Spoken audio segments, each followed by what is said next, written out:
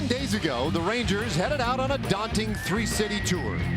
Along the way, Hamels outdueled Verlander. We witnessed two Major League debuts. The ageless wonder treated us to another masterful performance. Now we saw our youth take another step toward their bright futures. Today, the end of the road trip has arrived. It's the finale with the White Sox, hoping to return to Arlington with a W in tow. Well, welcome to Chicago one final time as the big chill, quite possibly feeling a big chill. It's a cold one here today. Rangers and White Sox final game in this four-game series. Welcome in, everybody. Great to be with you. I'm Dave Raymond alongside the man on his Sunday best today, Tom Grieve, and we're looking forward to the final game of the series, a chance for the Rangers to split the four-gamer, and as we were just pointing out there in that tease, we've covered a lot of ground in these 10 days. Yeah, it feels like we jammed more into 10 days than 10 days, but let's take a look at some of the highlights of this road trip. The Rangers are 3-5 so far, but we've seen the Major League debuts of Brandon Mann and Ariel Jurado. The bullpen has pitched very well. Chavez, Diekman, Mann, they haven't allowed a run. Jurickson Profar just seems to get better and better. He's hit 5 doubles, knocked in 6, scored 5, and Mr. Steady, Isaiah Kiner-Falefa, he scored 6 runs and had a 400 on-base percentage and made all the plays. In this series, we've gotten a really good look at Jose Abreu. He's gone 6 for 10. He's hit 3 doubles, hit a home run last night. He's driven in 4 runs.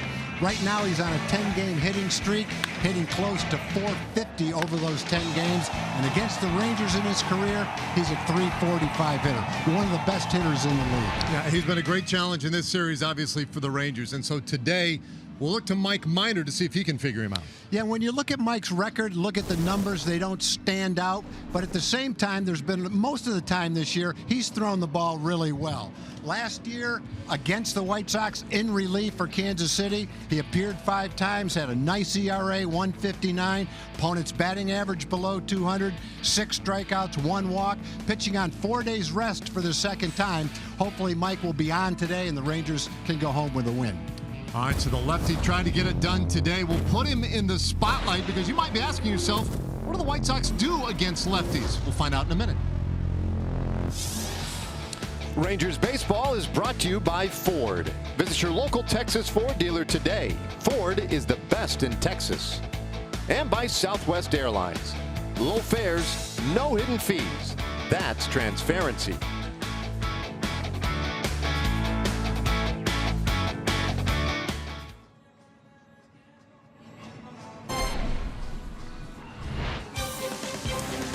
Well, here we are, guaranteed rate field, the final of 4 this afternoon. Rangers need a win to earn a split in this series. And it is time for our Shiner Box Spotlight today.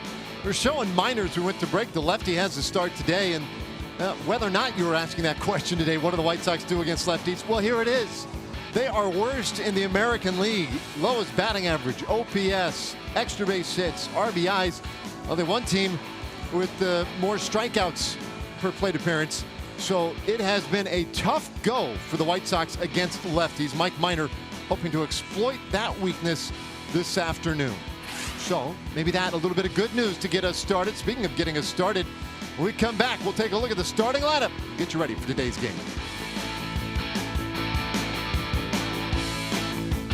Field just about set to get this one started this afternoon. Let's check in with Emily Jones.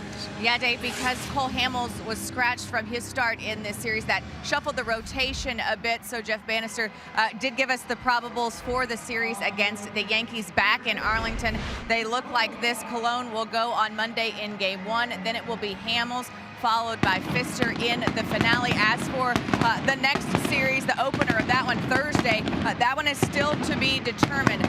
Ariel Jurado was sent back down to the minors to make room for Chris Martin in the bullpen. So that Thursday start is TBD. Most likely candidates Yohander Mendez or Austin Bibbins-Dirks, but still a lot of time between now and then, Dave. Okay, thanks, Emily. Stay warm down there as we get ready to get this one going. A look at our Southwest starting lineup today for the Rangers. A slightly different look for you. Delano DeShields still Up at the top spot in center field. Chu in right today, batting second. Profar at shortstop. And then Nomar Mazara, the DH, bats cleanup. Gallo, Ryan Rua at first base. Rougned Odor at second. Hanser Alberto gets a start at third base, bats eighth, and Carlos Perez does the catching. We'll take a look at the pitch arsenal for the White Sox starter, Reynaldo Lopez. Lopez, a bright young pitcher with a nice future. Only 24 years old, loves his fastball, and it's a good one. It can reach the mid-90s. Nice changeup, curveball, and a slider. He came over from Washington in the Adam Eaton trade along with Lucas Giolito and a minor league pitcher right now, Dane Dunning. White Sox acquired 3 young starting pitchers and hope that they can be part of their future. They traded one of their veteran players, Adam Eaton, to get those 3.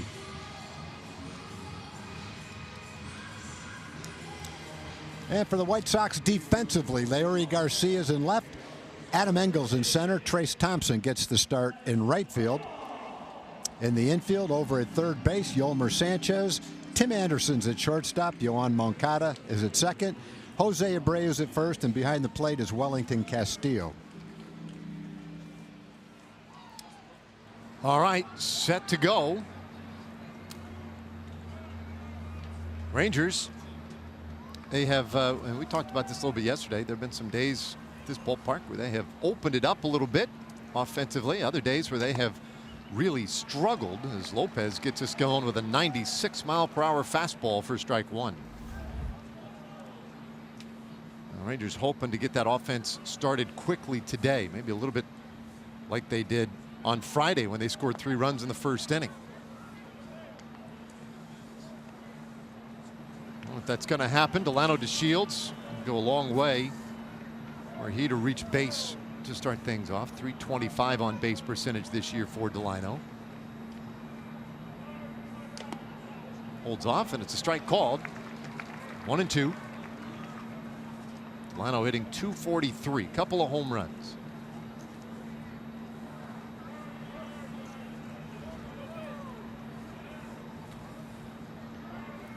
Lopez, not a real big guy. 5'11", 200 pounds, but he has a lightning quick arm, and he strikes out Delano DeShields, 1 away. Well, we told you it was a cooler one today, and that might be understating it just a tad. 46 degrees in absolute terms with that breeze. It's it feels a little colder. 93% humidity. Folks bundled up here, but not the Rangers fans. They're strong enough, they can handle it. I'll tell you who's strong enough can handle it. Ethan's. We've already showed him once in this series, and that's Ethan, our statistician. Challenged him today. He said no problem. Didn't even bring a jacket. Well, there is that line. He asked us, what do we do when it gets cold? I'll ask him, what does he do when it gets hot? Yeah, I almost feel for him, because it will get warm here eventually. When it does, look out. Chu takes one inside, 1-1 the count. So Chu batting second today, getting a chance to play right field again. We saw him in right field in Houston. 0 for 2 yesterday with a couple of walks, but he has been an on-base machine again lately. And he takes a little bit low, 2-1. That's the changeup that Lopez throws. 8 to 10 miles an hour less than his fastball, and really on that one, nice movement on it.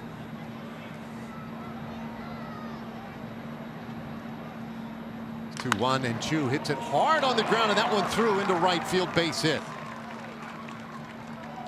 So the Rangers do have a base runner here in this first inning.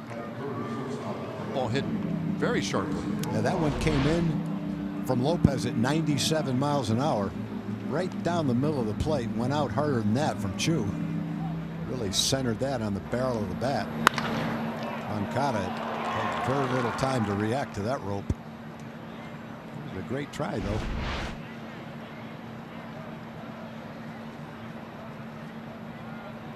So the base runner now, here is Jurickson Profar.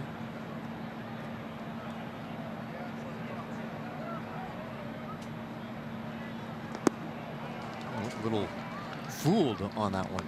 Started the swing, tried to stop it, and then finished it off. That's an at-bat where Jurickson went up to the plate going, okay, I've seen the 97-mile-an-hour fastball. I better be ready for it. And then he swung at it like it was a 97-mile-an-hour fastball, only it wasn't. Something 10 miles an hour slower. Just saw there 5 RBIs in this series. He's been really productive.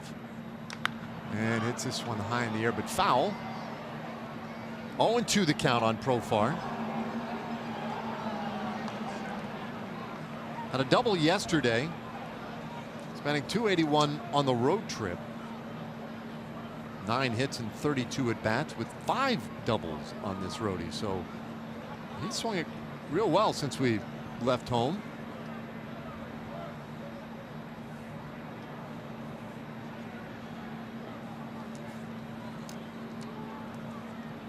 With a modest lead off first base.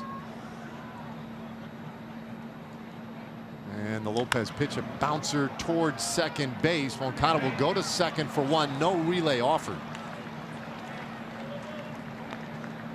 So Profar stays out of the double play. 2 out. It'll bring up Nomar Mazara. We take a look at our Kubota power stats today for Reynaldo Lopez. And it's interesting. Talking about the Rangers trying to get something going in the first inning. They better do it against Lopez because that's when the getting is good. His ERA almost twice as high in the first inning. His opponent's batting average very high versus once he gets through that first. Yeah, Lopez's ERA is pretty solid, 3.50. His last start was really his only poor start. 2 innings, 7 hits, 6 runs. Against Pittsburgh. Without that game, his ERA is 2.33 for the other 7 starts. So that one kind of inflated his ERA. He's been even better than the 3.50 ERA would indicate.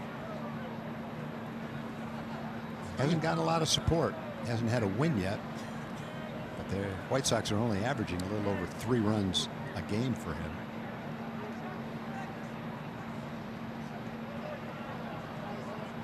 Mazara very patiently waiting.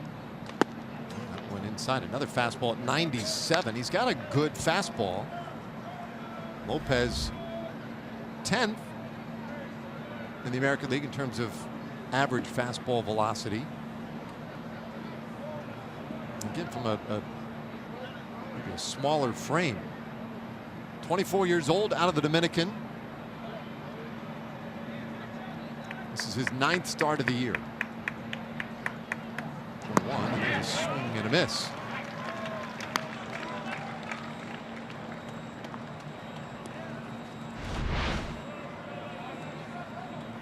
See a nice tailing action. Not only does he have velocity, he has pretty good movement on that ball too. That's not a 4-seam fastball that's straight. That's a 2-seam fastball that has great tailing action to it. Certainly a lot to work with this kid. Profar leaning, not going. The pitch is inside again. They continue to work him in.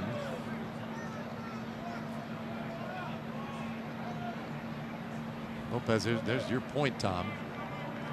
Matthew Boyd, Andrew Kasher, and Cole Hamels, the only guys receiving less run support, and Bartolo Colon not far behind there. So, yeah, a bit of a hard luck guy.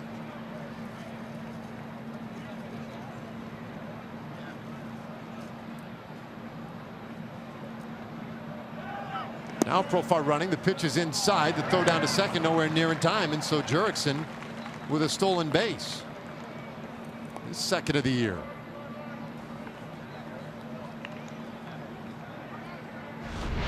Let's see if the Rangers can get on the board first today. Jurickson got a good jump. Castillo really had to rush his throw and really couldn't come up with a good throw. The ball bounced. So Jurickson was in there easily. See if Nomar can bring him in with a base hit. Mazara with just 1 RBI on this road trip. Bounces this one right side of the infield. Abreu charges, feeds Lopez, and that was a close one at first. Lopez got there, eyelash ahead of Mazara to end the inning.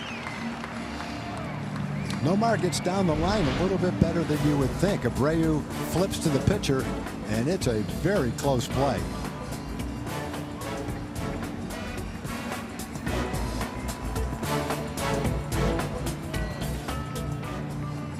Now Mike Minor ready to go to work against this White Sox lineup. 12-29 on the year. Tim Anderson starts it off at short.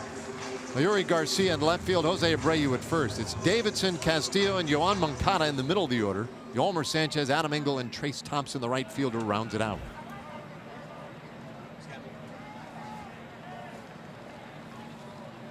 So Minor set to go. 3 wins, 2 losses. His 9th start of the year. And he's on the outside corner for a strike to Anderson. Anderson, excellent speed, just 2 hits in this series. And he's in a hole here, 0-2.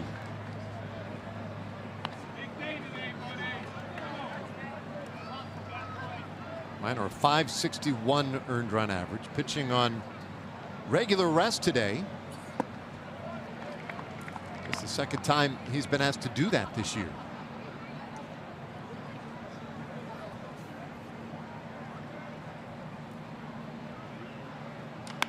This one off the handle. Little bouncer right to Odor. 1 away. Let's look at Mike Minor's pitch arsenal. Mike will feature his fastball 57% of the time, and then mix in a slider, changeup, and curveball pretty much equally. I think he uses those other 3 pitches depending on the team he's playing, the hitter he's facing, and how they're working that day. Go in a lot of different directions with his off-speed pitches. But as is the case with almost every pitcher, it all starts with your fastball. Not the velocity necessarily, but how well you locate your fastball. If you do that, everything else seems to fall in place. Well, he misses to Garcia with the first and finds a corner there at 94 miles per hour to even things up 1-1. .259 average for Larry Garcia. Switch hitter. And he foul tips that one, strike 2.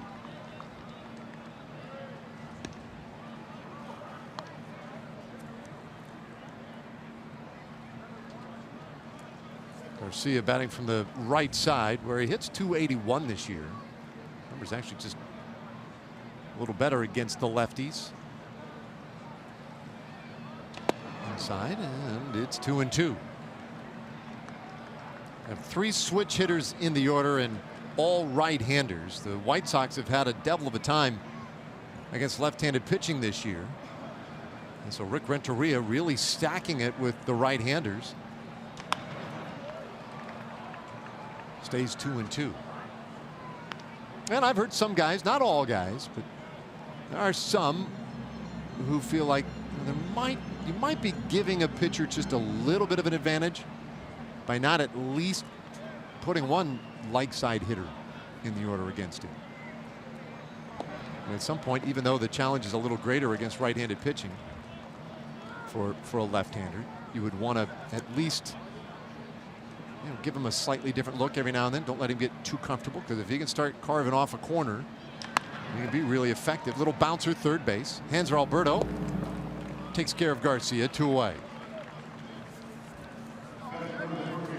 Let's take a look at the Rangers defense, which is delivered by New Braunfels Convention and Visitors Bureau. Outfield today, Joey Gallo, Delino again, and Shin-Soo Choo gets the start as Nomar is DHing. In the infield, Hanser Alberto will get the start at third base. Jurickson's at shortstop, Rugi's at second. Ryan Rua will play at first base, Carlos Perez behind the plate. Isaiah Kiner-Falefa gets the day off. He's been drilled by some pitches recently, so he's probably welcoming the chance to let his body heal. Go home for the homestand and get ready to play again. Played quite a bit. Jurickson's played a lot too. Prokar's, this is, I think, 27th, 28th straight start for him. Here is Abreu. Guys we feature in the open. Jose Abreu, third place hitter for the White Sox, working on a 10-game hitting streak, and as you can see, not a cheap one either. .447 average. But a big factor in this series so far, and he has been a tough out for Rangers pitchers over the 4 years that he's been in the big leagues.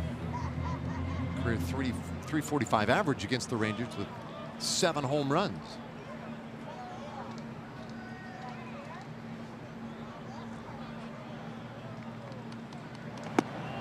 Good changeup right there.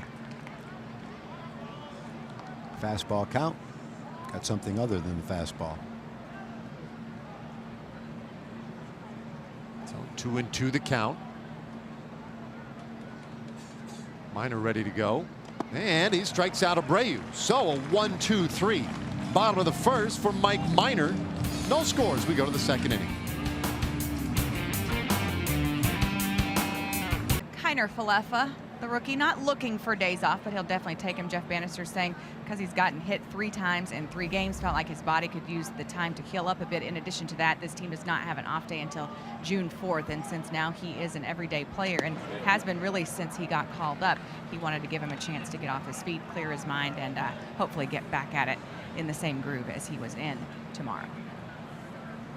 Yeah, a little day off every now and then. Yep, good idea. Gallo takes one inside. It's 2-0. Gallo batting 5th today, so it's a much different looking lineup this afternoon for the Rangers. Rua in there at first, and Alberto in there at third base. Carlos Perez catching. Again, looking for that inside corner, but Lopez can't find it. It's 3-0.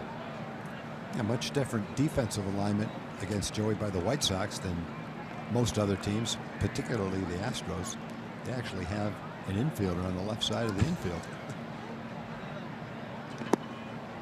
Down low, that's ball 4. So he didn't get anything to hit there. A 4-pitch walk is how we start the second inning.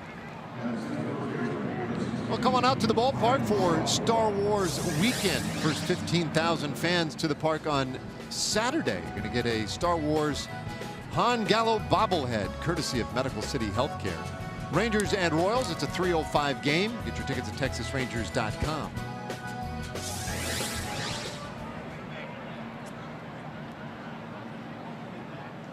Gallo aboard. And here is Ryan Rua. Takes a healthy rip and strike 1. White Sox walk a lot of guys. Lopez is a little bit above the walk level you'd like to see. 4 walks per 9 innings. Carson Fulmer, Lucas Giolito, the last 2 pitchers the Rangers have seen, 2 bright young pitchers, young prospects. A little higher than that.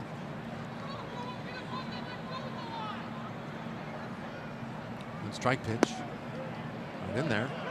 0-2. The other thing Lopez is a little bit higher on is home runs. He's given up 7 home runs over about 1.5 home runs per 9 innings. A little higher than you'd like to see.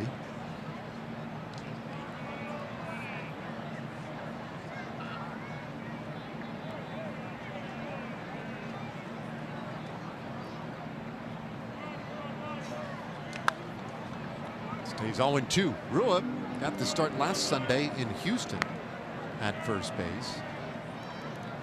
Becoming like the Sunday first baseman.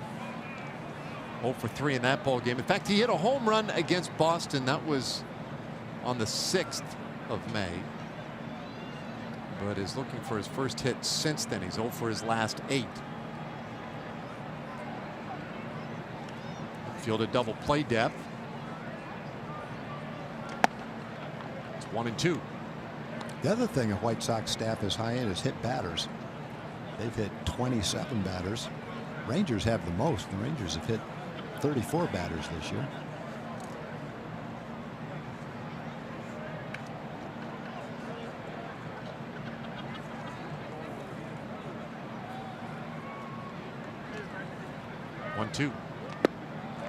And Rua strikes out. Second strikeout of the afternoon for Lopez. Well, talking about hitting batters. These are guys getting hit by the pitch. So not only are they hitting a lot of opposing hitters, Rangers hitters have been hit 26 times. That's second most in the league. White Sox batters have been plunked 21 times.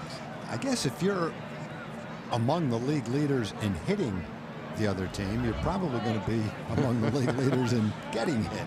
Just seems to work that way. There are consequences to our actions, I guess. There are. So Lopez now will work to Rougned Odor. Just missed on a couple of swings in this series. Little bouncer at third base, but Sanchez was in tight. Retires Odor, 2 away. Second straight inning, the Rangers have had a man on second and 2 outs. Roogie first ball hitting, just hit that ball off the end of the bat with the kind of swing you might take on an 0-2 pitch. So that will leave it up to Hanser Alberto, and Hanser making his first start of the season. In fact, it's his first appearance in a big league game since October 2nd a couple of years ago. Missed all of last season with those shoulder problems. Good to see him back. A chance to deliver right here, but he comes up empty on strike 1. Now, early in the game, you could pretty much anticipate when he throws his fastball, Lopez will tune it up at about 97. That's what most of them have been so far.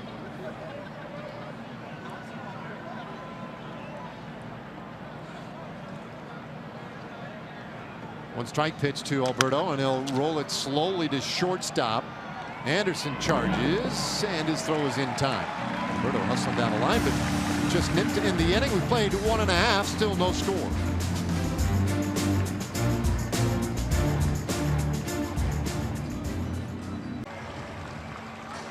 There's that magic bean there in Millennium Park in Chicago. That is one of the cooler public structures and artworks you'll see. Beautiful city, fun city. And Millennium Park, a great place to stop by when you're in town. A little toddling town. Here's Matt Davidson to lead things off here in the second inning for the White Sox. Davidson, the cleanup man, in DH today. There's 2 hits in the series.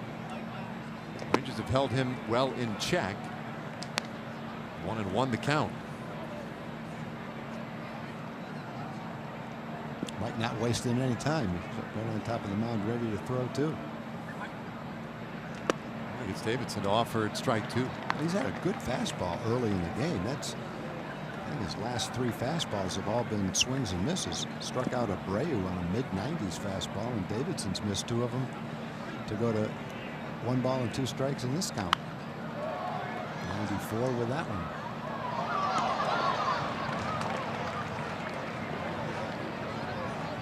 Now Davidson, a guy from whom they will expect great things, especially in terms of power. Last year had a real breakthrough year. Watches a close pitch there. It's 2-2. 26 home runs last year in his first full big league season. Strikeouts have been a problem for him early in his career, and he takes strike 3 right there. So the second strikeout for Minor. And another good fastball. This one at 94 miles an hour. Watch the glove and watch the ball. Pretty much right there, bottom of the strike zone. It's interesting too, because for the season coming into this game, Mike had given up a pretty high average on his fastball. In fact, well over 370. Off speed pitches, batters were hitting a little over 200. But so far in this game, 4 batters in anyway, his fastball's been his best pitch. Wellington Castillo takes a strike, so he struck out 2 of the first 4 he has faced. And you look at this right here, 26% strikeout rate against lefties for the White Sox. We showed you earlier some of the numbers that they have amassed as a group against left-handers. Not good, and that's just another way in which they have struggled against lefties. And just like that, 0-2 against Castillo. Castillo had the night off yesterday. Otherwise been in a pretty good groove. Last 8 games hitting .310 with a couple of homers. 7 RBIs.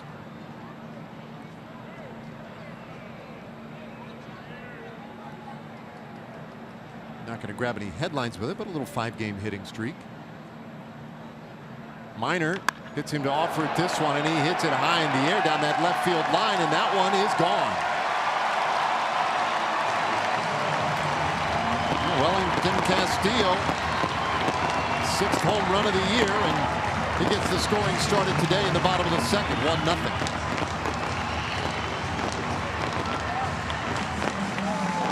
Behind in the count, Castillo caught up with a fastball on that swing. Been a number of swings and misses right before that by the batters, but not this time. That was a 94-mile-an-hour fastball. Looked like on the inside part of the plate. Castillo just put a nice swing on it, had it up in the air.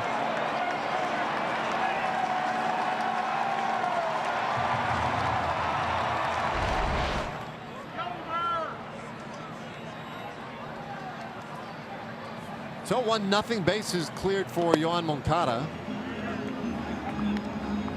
Moncada, 6 homers for the season, 5 hits in this series, a couple of them doubles, and he looked bad on that one. It's 1-1. A nice curveball.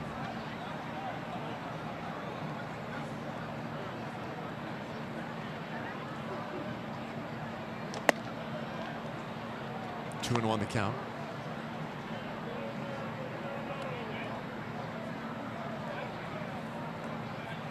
Moncada, one of the 3 switch hitters in the lineup today. And he takes on the corner. 2-2. And you can see, hitting right-handed, he has struggled against left-handed pitching, and it's a story told over and over again. Little bouncer third, nice play by Alberto, and he'll throw out Moncada, 2 away. That's just one of those do-or-die plays. It's a slowly hit ball. Moncada runs pretty well. The fielder can't lay back to try to catch it on an easy hop, but the batter will probably beat it out. So Answer Alberto showing why he's been such a highly regarded defensive player. A couple of years ago, he was rated the best defensive player at shortstop in the minor leagues. You have to have good hands to be rated like that. He showed him right there. Pretty nice pickup on that tricky hop.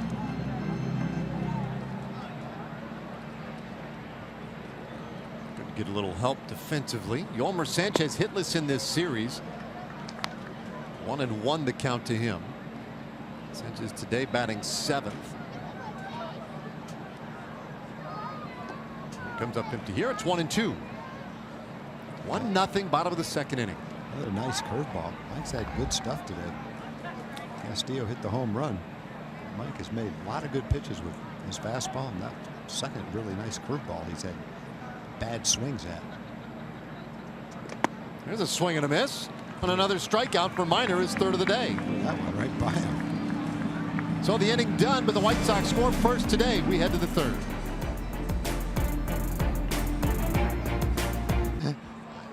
That's an effort right there. Maybe that's why he has this. A quart of ice. It's a quart of ice cream right there. Wow. On a 45-degree day at the ballpark. It'd be a little bit ugly by the time you got down to the bottom of that pile with 6 people dishing in their spoons trying to get out of there. Get it out of there. Carlos Perez leading up the 3rd inning for the Rangers, down 1-0, and he takes a strike. 1-1 the count. So Perez drawing the start today on a getaway day in Chicago. I'll take high, 2-1. Had a home run Sunday. The only Rangers run in that game last week in Houston. It's off the plate, 3-1.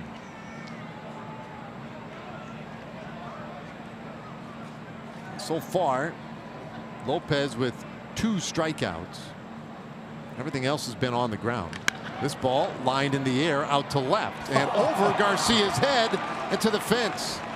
That's like the ultimate example of why people say the hardest ball for an outfielder to field is the line shot hit directly over their head. It's just a hard thing to judge. That ball was hit right on the barrel of the bat, and as an outfielder you see it coming towards you low like that. You're not sure whether it's right at you or whether it's 5 feet over your head. But Garcia kind of stood his ground on that one. By the time he realized where it was going, he had no chance to catch it. A rope right there by Carlos. The second hit of the day for the Rangers. Well, that's got to be an awful feeling when you're out there. Ooh. You feel pretty good when the ball comes off the bat. Stand your ground, catch the line drive, but as it gets closer to you and you realize what's about to happen, a sinking feeling enters your chest. A very well struck ball, and it's basically right at his head. You need to take a couple of steps back to have a chance on that one. You feel like if you right off the bat you take a couple of steps back, it's going to fall in front of you.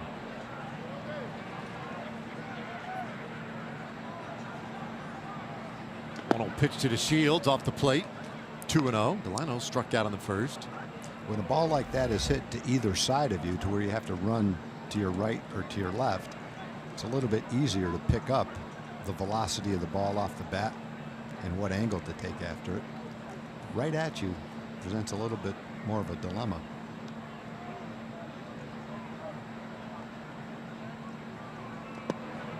Just off the plate. 3-0.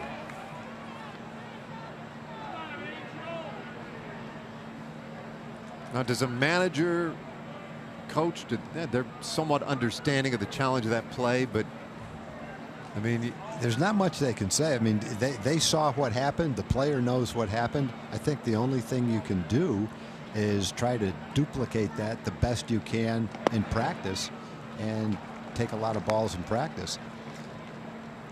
I don't see teams doing this much anymore. It's very hard for a guy with a fungo to duplicate that same ball. But one way you can do it, and again, there's flaws to it because it's not coming off a bat, is to get a pitching machine, put the pitching machine, somewhere around the infield, and tune it up to where it's shooting those balls right over your head. It doesn't imitate the ball coming off the bat, so it's not perfect, but at least you can get the repetitions on taking a step back and going after the ball in a short period of time without standing out there waiting for a guy with a fungo to be able to do it one right after the other. So I think it has some value to it. Yeah, most guys hitting fungos, if they were to try to do that, right? Let's say take swing after swing, 1 out of 10. I'm saying 1 out of 10 would be pretty high. Yeah. I used to do it in the instructional league with a pitching machine because I couldn't hit a fungo, so I had to use it. But you can get a lot of work in a short period of time because every one you throw out of the pitching machine is the same thing. Shields strikes out swinging. 1 away here in the 3rd inning. Gives us a moment for a Chevy game break. Let's say hi to John Radigan.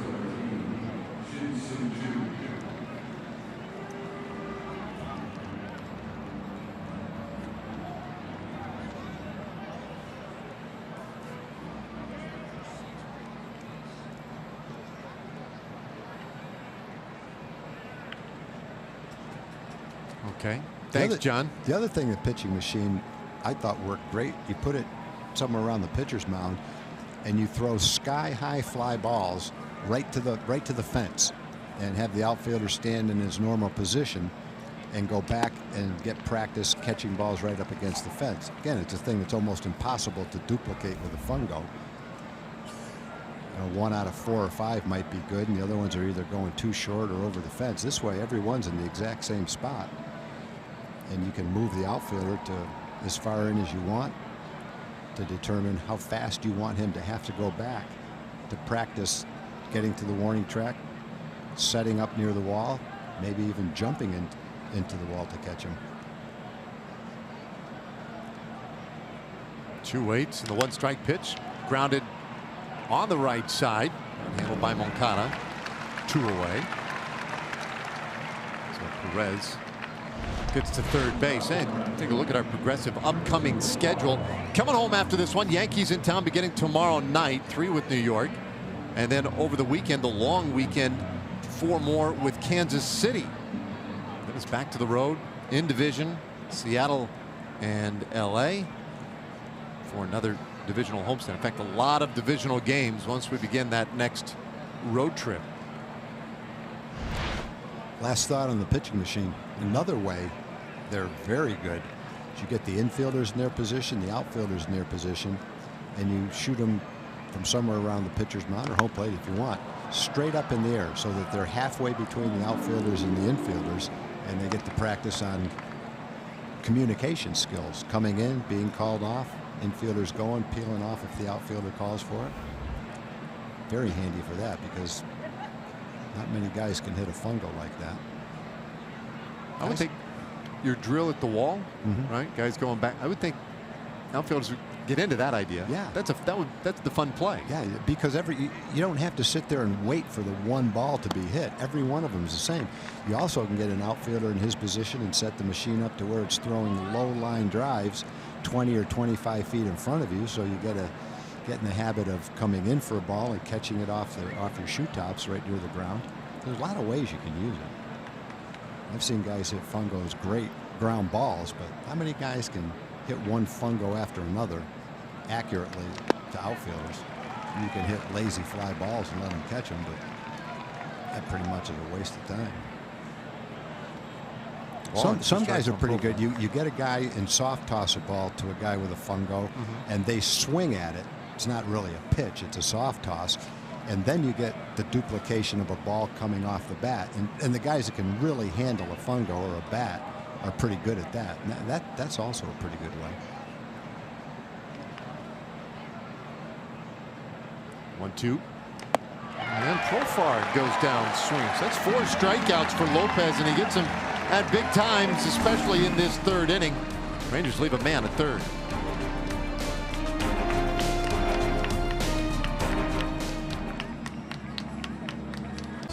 Low fares, no hidden fees. That's transparency.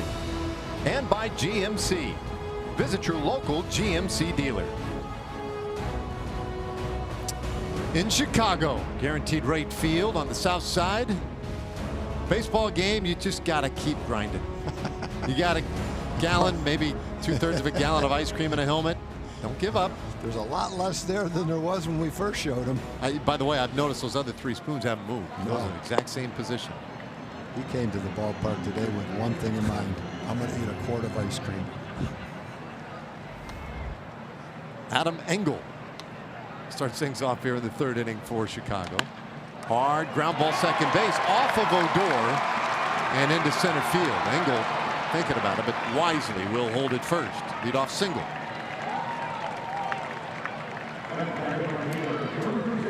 Hard hit ball for Engel, is struggling at home. 3 for 46 coming into this game at home. Hit that ball hard. Off Ruby's glove.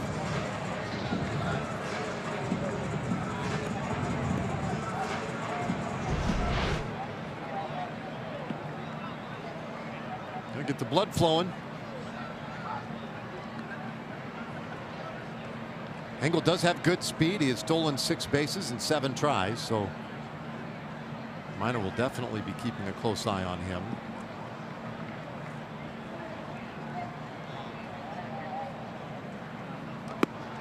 Chase Thompson takes one outside for a ball. Interesting there. You see Perez, who does have a very good arm.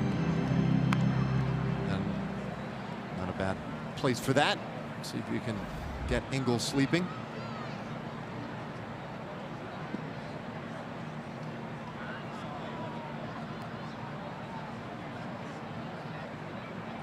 Another decent lead. Thompson takes a high strike. It's 1-1.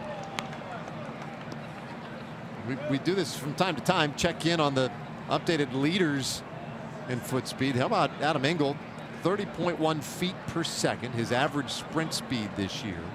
One of just 4 guys in the big leagues over 30 feet per second. We cite the stolen base numbers a lot to give you a sense for how big a threat a guy might be, but the actual speed might be the best indicator, and he's a threat.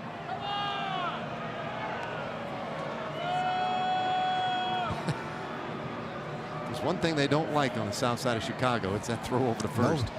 No opposing team at home loves it when the visitor throws over first base. 1-2 the count on Thompson. A good fastball, 92 miles an hour. Swing and a miss.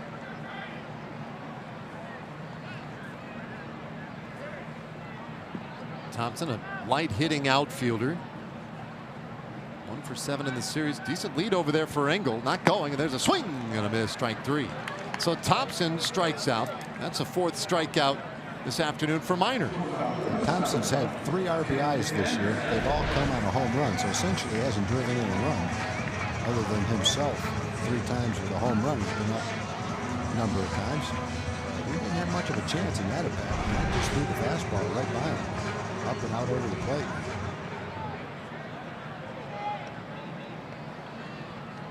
One out now. And again, Engel chased back. Tim Anderson, the speedy shortstop, steps in. Now he grounded out in the first inning. Look, with his speed, with Engel's speed over at first, you know, a double play would be a real challenge. Runner goes, bouncer, that one through into left field, base hit. Engel with that great start heads for 3rd, and he'll be in there easily. So Anderson with a single and puts White Sox on the corners.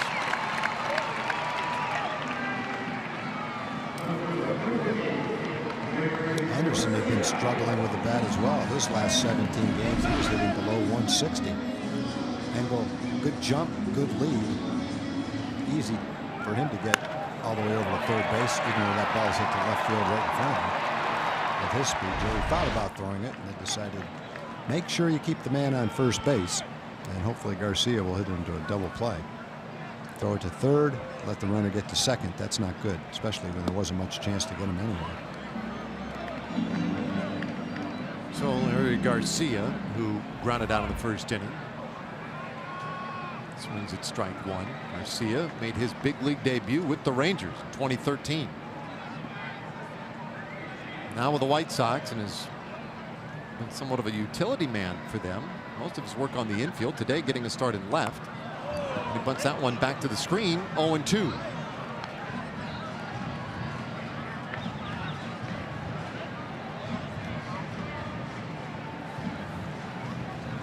White Sox today in those 83 throwback uniforms. Winning ugly in 1983. And they did this a couple years ago with those jerseys on a throwback Sunday. There's a ball, 1-2 the count. Anderson took off for 2nd. And Rangers didn't even challenge him. It's a stolen base, his 11th of the year. Takes away any chance at a double play now.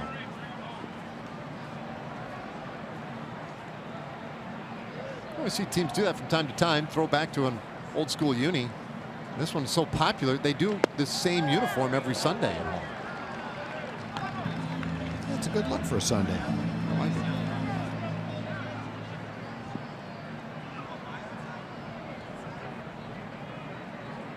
'99 win team in 1983.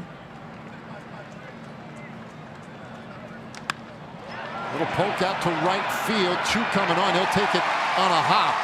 Engel's in. Anderson right behind him, and he's in there as well. Garcia with a 2-run bloop to right.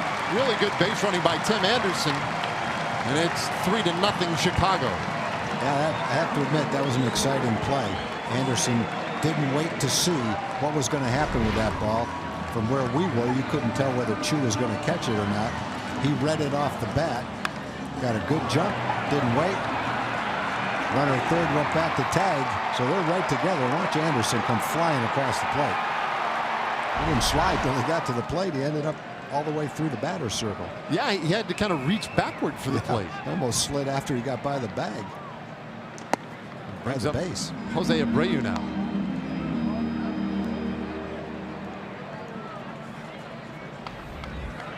So the base running, we talked about the speed of this team, but the base running this inning, a big part of this 2-run rally so far. And the stolen base, the hit and run single.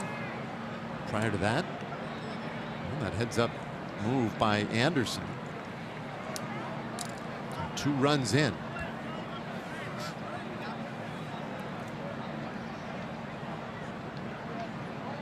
Miners had to throw some pitches here in the 3rd inning. 1-1 on Abreu.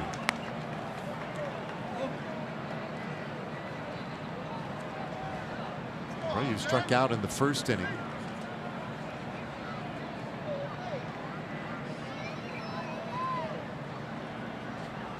Has 3 doubles in this series. Part of his 6 hits. Has a home run. Hits this ball well down the left field line, but foul.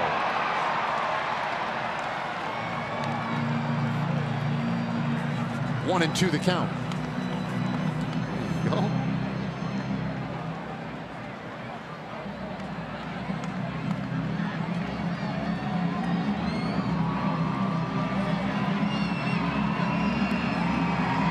Rangers fans getting the ball on the road.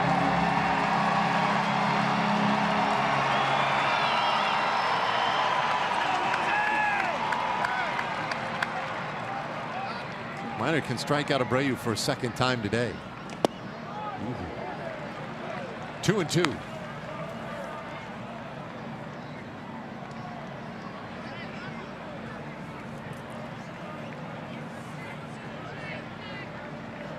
Since he came up in 2014, Abreu may be the most consistent hitter in the American League.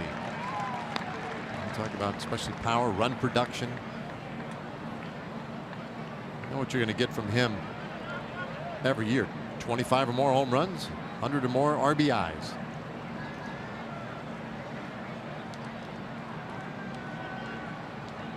(3-2) runner goes. This one hit in the air out to left. Long run for DeShields, but he gets there. Garcia will have to retrace his steps back to first and able to get back there. 2 away. He had already moved past second base. It looked like Abreu had to reach for that ball a little bit. Saw him hit a ball to a little bit to the right of center field last night for a home run, but that one was a little bit away from him. Had to reach, hit the ball a little bit toward the end of the bat. And that gave Delino enough time to catch it right in front of the wall in left field. Garcia had gone all the way by the bag toward third base and to retrace his steps and touch the base.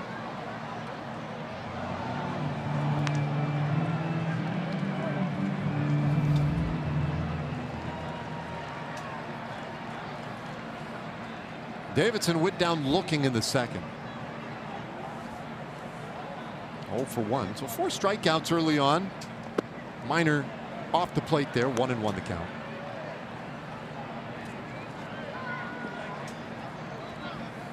So Abreu there, that was not the first ball hit in the air. We've had some line drives and whatnot in this game, but that was the first fly ball out of the game for either team. This one fouled back, and it's 1-2 on Matt Davidson.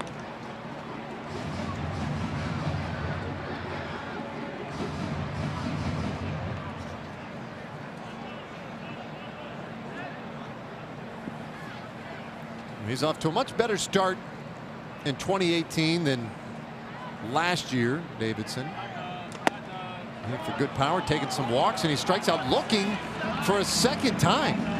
That's a 5th strikeout for Minor. 2 more runs in for the White Sox. They lead 3-0, but when we come back, the big chill. Nomar Mazara to lead it off. It's almost to the end of that thing. Right now he's asking where the closest bathroom is too. Even his hands moving slowly. Oh. All right, TXU Energy power player to watch is not that kid downing that ice cream. It's Nomar. 13 of his 19 hits this month have been for extra bases. 7 homers, 5 doubles. He had a triple earlier in this series. And he's leading things off here in the 4th. Lopez fires one a little bit outside for ball 1. Nomar rolled out in the first inning. See the average still up over 280. The 10 home runs this year. 1-1 the count. And by the way, the crack staff always working behind the scenes. We've been told that helmet full of ice cream is worth 2,700 calories. That's not bad. I mean, it's like your daily allotment and a little bit more, but I would have thought it was higher than that.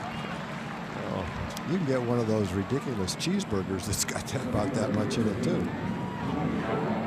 Roll out. Oh, speaking of calories, this Wednesday, the next Texas Chili Company dollar hot dog night. Rangers and Yankees. Coming out to Globe Life Park. Enjoy ballpark hot dogs, just $1 each. Go to TexasRangers.com for tickets or call 972-RANGERS. Might even want to fast for a day or two in advance. Here's Gallo.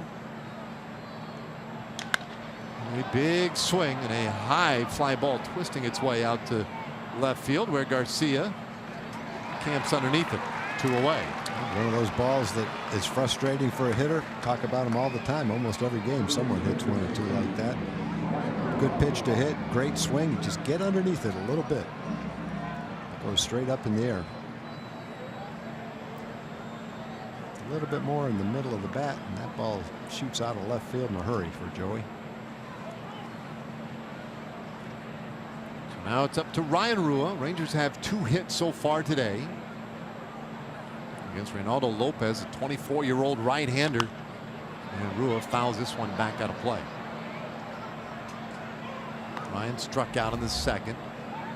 His playing time has become very sporadic. Started 13 of the Rangers' first 14 games in left field. But lately it's had to fight for those opportunities. 0-2 the count. It's just his second start on this long road trip. And his second start this year at first base. 0-2. A little tight.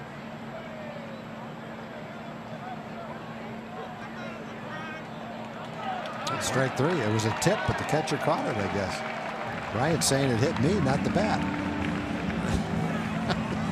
That was a umpire ruled bit of a tip. delayed call. Angel Hernandez saying that he heard it. Jeff Bannister asking for a look in the dugout.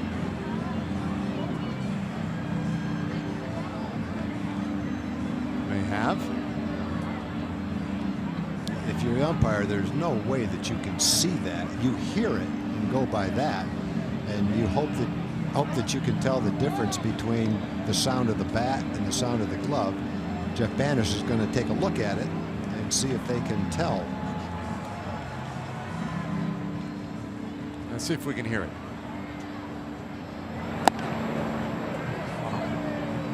I heard the catcher's glove, but I didn't hear the other part of it. I don't have very good hearing. Well, they're going to take a look back in New York. I don't know if you can see it.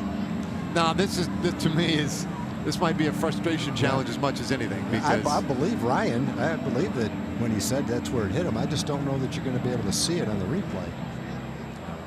A replay review brought to you by Ford. And again, we point this out all the time, but you need clear and convincing evidence on the video that it was not what was called on the field, and on the field that was a strikeout. So you've got to see a video here that says to me, oh, that absolutely positively did not hit the bat. That's gonna be tough. I saw the replay on the diamond vision, and it sure looks like Ryan's right, because it shows it going off something, and then as it goes by the other part of the bat, it's a couple inches away from it. I would say that it did it. Saying they're going to change it, but based on the replay, a couple of the replays they showed on the scoreboard sure looked like it did. It does seem too, doesn't it, that the longer they take, and this one's taking a little bit of time, usually means that they're not seeing clear evidence in the opposite direction of the call. So as it stands, the inning would be over. There'd be another strikeout of Rua, a foul out. Well, we'll wait. See what they come up with. Been a while since we have seen a challenge on this road trip, but that was obviously Banny gets his information from better looks sometimes than we have up in the clubhouse, and they said give it a look. So they saw something. Here we go. Looks like our decision has come down, and indeed it will stay a foul tip. I didn't see it. So that strikeout ends the inning. A 7-pitch half inning, in fact, sends us to the bottom of the fourth. It's 3-0.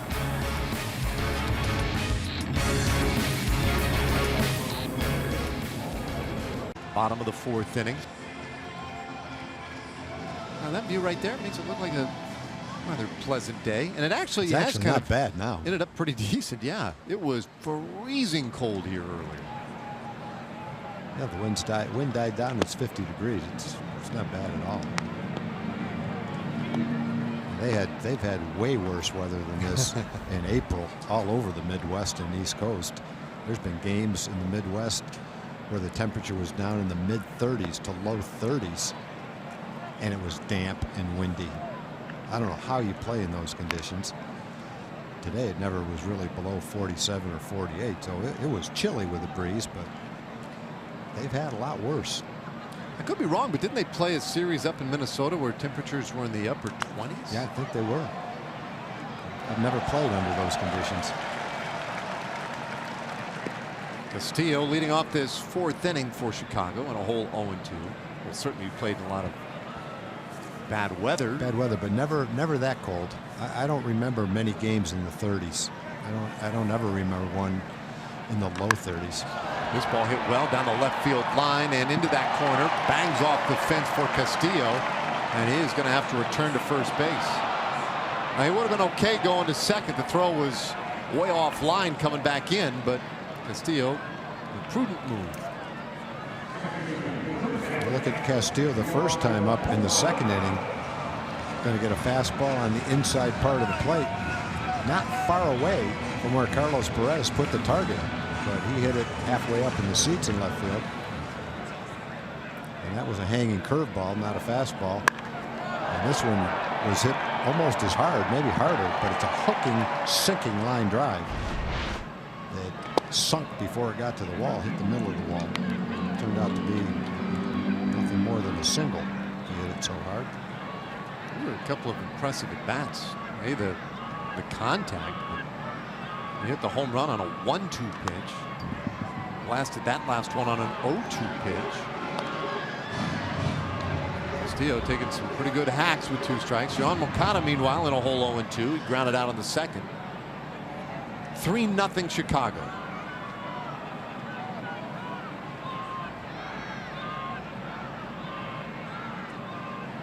Minor needs a bounce back inning after a long third. And he takes care of Moncada. It's his 6th strikeout already. Hey, don't miss the T-Mobile Friday fireworks on Star Wars weekend. Coming out to the ballpark on Friday. Royals and Rangers. But then after the game, the post-game fireworks show set to the music of Star Wars. Fans can get $16 upper reserve tickets for this Friday game only, thanks to Fox Sports Southwest and T-Mobile. Head to TexasRangers.com/specials. Purchase your tickets at T-Mobile Friday fireworks on Star Wars weekend. So Moncada down on strikes. Here is Sanchez. He struck out in the second.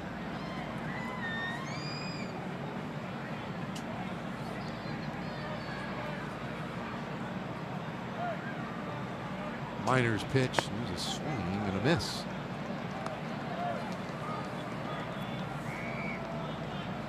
Been a great series for Sanchez. 0 for 8. Minor would love to see him put it in play here, maybe a little ground ball and a chance to turn 2, get out of the inning.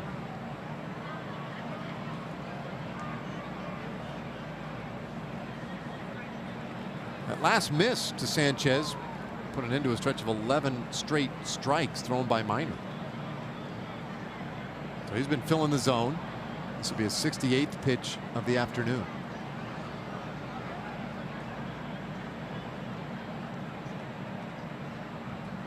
And a little pop-up.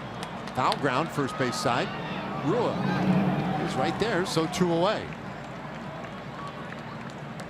Sounded like they came off a hollow bat.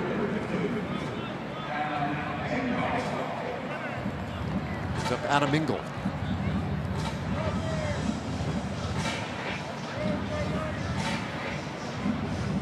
Mention Engel, his struggles at home. The White Sox coming into this series had only won 3 games at home, so the whole team had struggled at home. Engel had been 3 for 46. That's an .065 average at home. But he had a leadoff single in the 3rd inning when the Sox scored a couple of runs.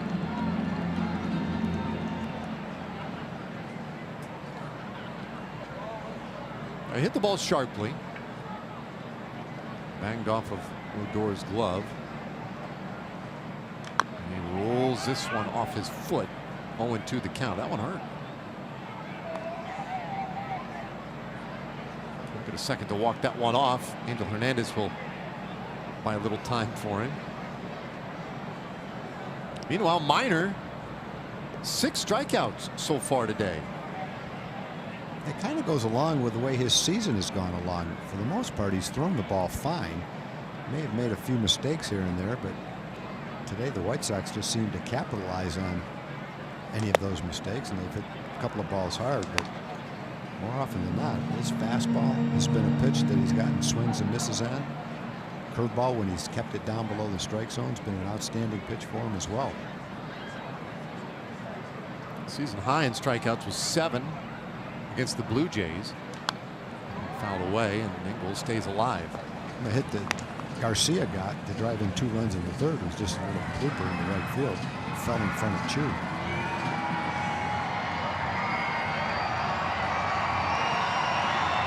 Well, Engel, an outstanding defensive center fielder with great speed.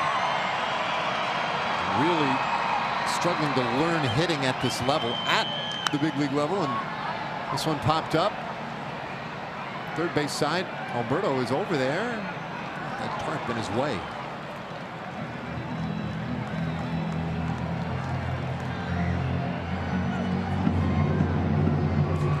So taking care of the fans.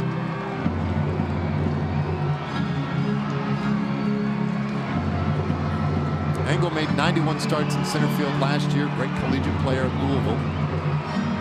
19th round pick in 2013. He's still just 26 years old.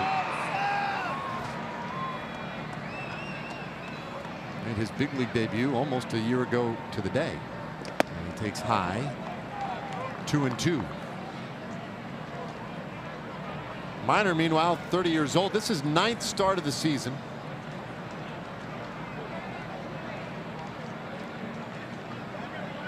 For a couple of years in relief, coming off surgery a few years ago. Rangers have given him the opportunity to turn himself back into a starter. Minor was so good as a starting pitcher with Atlanta when he came up as a youngster. But then sidelined by injury. Last year was an excellent bullpen ad for Kansas City. He was outstanding. 2-2.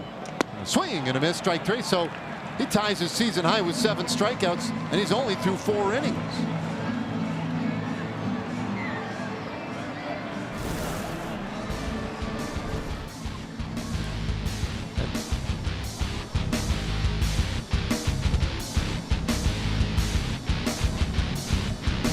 Yesterday, folks lined up outside to get that bobblehead Star Wars night Hawk solo. That's right, Ken Hawk Harrelson, beloved longtime broadcaster here on the south side of Chicago, does Sunday games only now. Great to see the Hawk today before the ball game. Fans just love him. 33 years here in the White Sox TV booth. He's been a 3-time finalist for the Ford Frick Award in the Hall of Fame. Started his career with the Red Sox in 1975. A lot of ways you could go with Hawk. You gotta have some Hawk stories, don't you, Tag? I first met Hawk in 1966. I had just signed at the end of the summer with the Senators, and I went to Washington and worked out with the team, and Hawk was on the Senators. And back in the mid-60s for a while, and so I met him then. Odor bunts one left side, barehanded by Lopez, and throws a good fastball over to first. Odor trying to drop one in there, but retired to start the 5th. Yeah, he's a good bunter, a good runner, so that's a good idea. leading off the 5th inning. The Rangers having a hard time getting anything going against Lopez. Try to get a base runner. The only problem with the bunt was it wasn't close enough to the third base line. The infielder was over toward shortstop, and if the ball hugged the line a little bit, Lopez wouldn't have had time to go over and get it, and the infielder wouldn't have either. It would have been a base hit, but the ball just went a little bit too close to the pitcher. Made it a pretty easy play for Lopez. So now Hanser 0 for 1. Grounded out to shortstop. His first time up in the 2nd inning.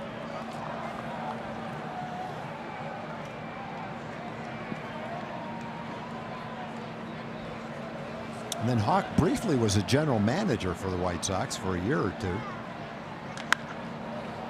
Fly ball out to left. Garcia right there. 2 away. And we made a trade at the winter meetings. Oh. We traded, see if I can remember, Dave Schmidt, who was a very solid setup reliever, and I believe Wayne Tollison, one of our infielders, shortstop, second baseman. And in that trade, we got Jose Mota, who's now a broadcaster for the Angels, was one of their top infield prospects. And the player that we coveted and got in that trade was Edwin Correa. Edwin Correa, when he was 20 years old, won 10 or 11 games for the Rangers. His last start was in Yankee Stadium. He struck out 12 and pitched like a 2-hit shutout. Had a mid-90s fastball, one of the best changeups in the league at age 20. And we thought we had just struck gold, which we did. Unfortunately, he got hurt and was never the same after that rookie season. So the Rangers kind of satisfied their desires in that trade by getting younger players. Hawk was looking for some veteran players to fill some key spots, and he got the players he was looking for. And Wayne Tollison and Dave Schmidt. Fly ball out to center field by Perez. An 8-pitch inning for Lopez. Rangers go quietly. We're halfway there. It's 3-0. All military families. Right, bottom of the 5th inning. Minor face a 9th-place hitter, Trace Thompson. Boy, he turns that one sharply foul. Thompson struck out in the 3rd. He's 0 for 1. On the top of the order, Anderson and Leury Garcia. 3-0 White Sox. And Thompson is a nice athlete. The White Sox are giving him a pretty good look. Had a little bit of a problem early in the season. He's 6 for 57. 1-2 the count.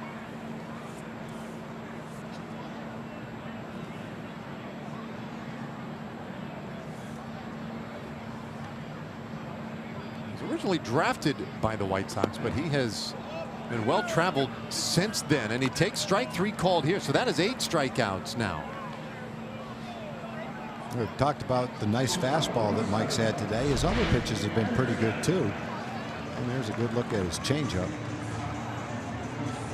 Thompson got a good look at it too. Didn't really like the call that much.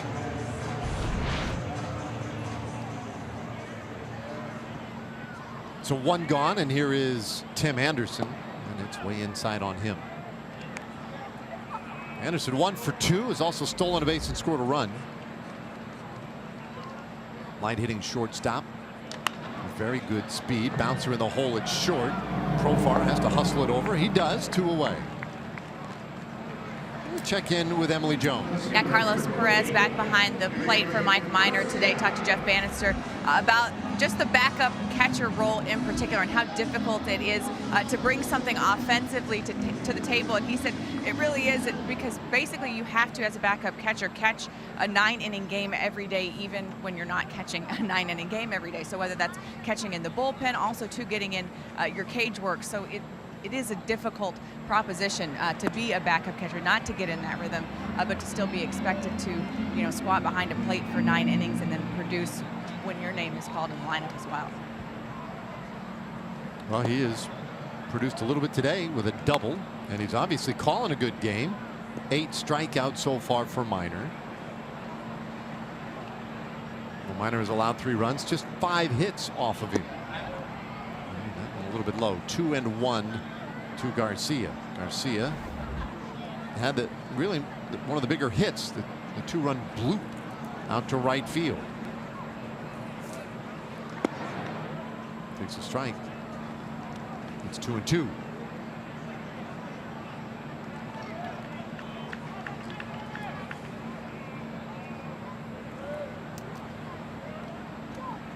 Minor has worked at a pretty rapid clip today. When he gets it back, he's ready to go, and he will comebacker through the middle. That's a base hit for Garcia.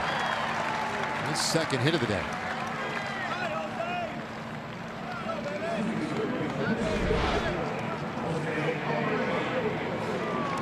Fastball out over the plate away. Hit sharply up the middle. Fortunately, it didn't hit Mike in the ankle. That's a ball that we've seen Bartolo Colon catch a number of times this year. Finishes off in that perfectly square fielding position. Allows him to make a play on a ball like that.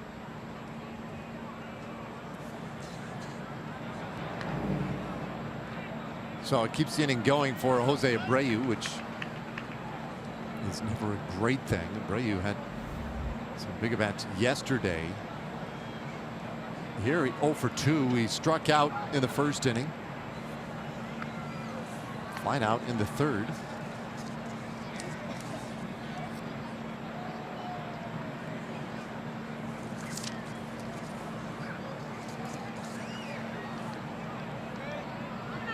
Two outs. Garcia with a good lead. He's not going anywhere. And Abreu turns out one foul.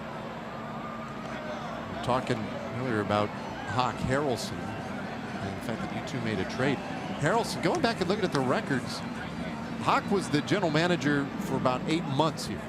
That was a pretty short little run, but he did get a lot done. He fired Tony La Russa and Dave Dombrowski, who would go on to become the GM with Montreal. Traded Bobby Bonilla.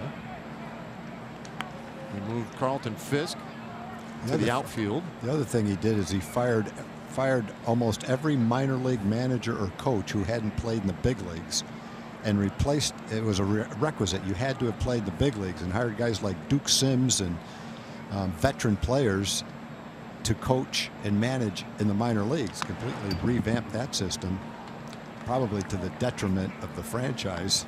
And Jerry Reinsdorf realized what a great broadcaster he had and what a mistake he'd made by allowing him to be the general manager, and erased that mistake after 8 months. Yeah, he went from the booth to the GM spot and back to the booth. That was a quick detour. It was a swing and a miss. Strike 3. Abreu strikes out. 9 strikeouts for Minor this afternoon. White Sox leave a man, but they lead 3-0.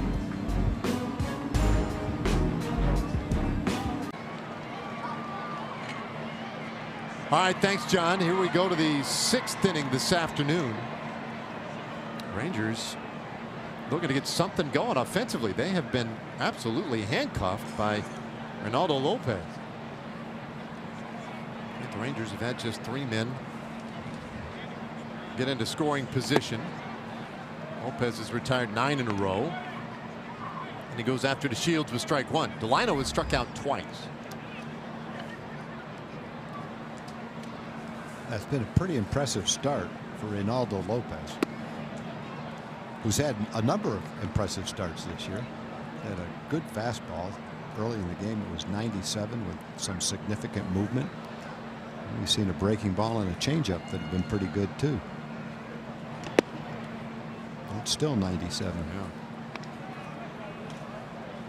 2-1 though on DeShields.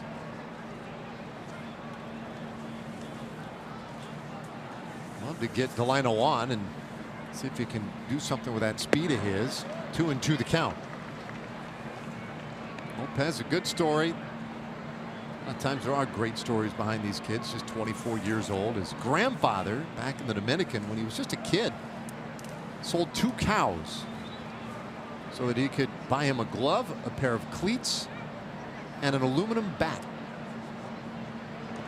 There's a swing and a miss, and he strikes out DeShields for the 3rd time this afternoon. Away.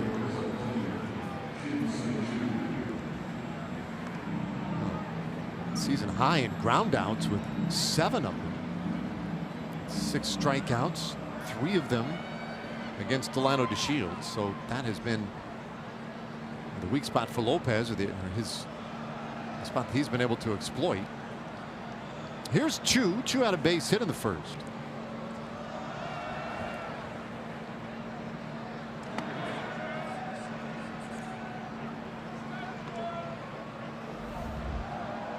Ten in a row retired by Lopez.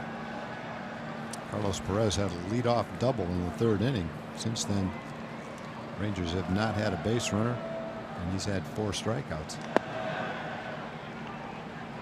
Evens it up on Chu here, 1-1.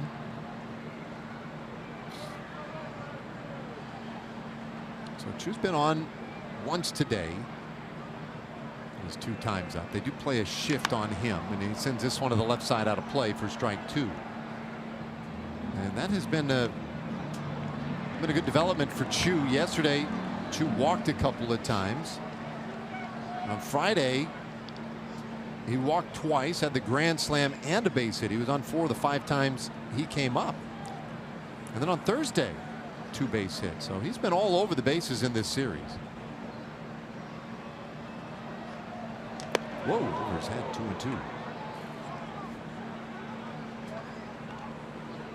Against right-handed pitchers, you look at the major league leaders career on base. Votto right now the best at 439. Chu not that far behind, nearly a 400 average or on base average against right-handers.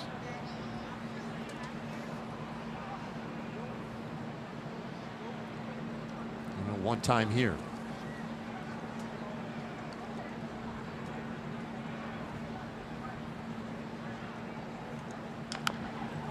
Bouncer right side of the infield.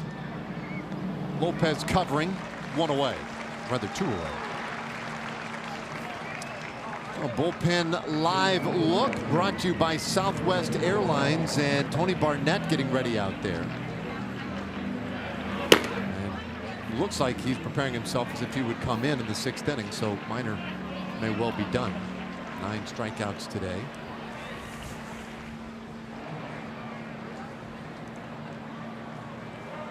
If that indeed is the case, then it's the Rangers' last chance to get him some run support. Profar 0 for 2, struck out his last time up. Reached on a fielder's choice in the 1st inning. Takes on the inside corner for a strike.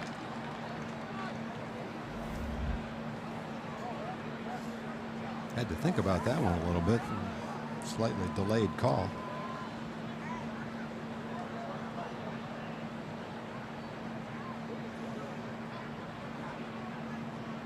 Profar, one of a handful of guys with the balaclava around the neck. I haven't seen anybody have to pull it up over their face, I don't think, out on the field yet.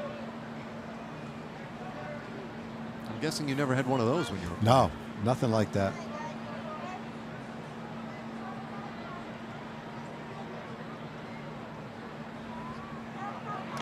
Inside, 2-1. It's one of those words, balaclava, that takes a little while to, sort of get, because I always hear baklava and I think of that wonderful dessert. Should be an unfortunate error when you order. There's a little bouncer dropped by Sanchez, and he can't recover in time. So Profar is on. That'll be an error on Sanchez. And so the inning does continue. Might have been the easiest hit ball you've ever seen an error on right there. The only thing that might have happened on that ball might have had some spin on it that he didn't anticipate when it hit its glove. It spun away from him. Other than a little pop-up, that's about as softly hit a ground ball as you can get. But to give him any benefit of the doubt, maybe it did have some spin on it. Not going to change the fact that it's a simple play that should have been made, though. It means the White Sox now have made an error in 5 straight games. Here's where you'd like to see that error turn into 2 runs. 1 pitch down the middle and a 400-foot home run.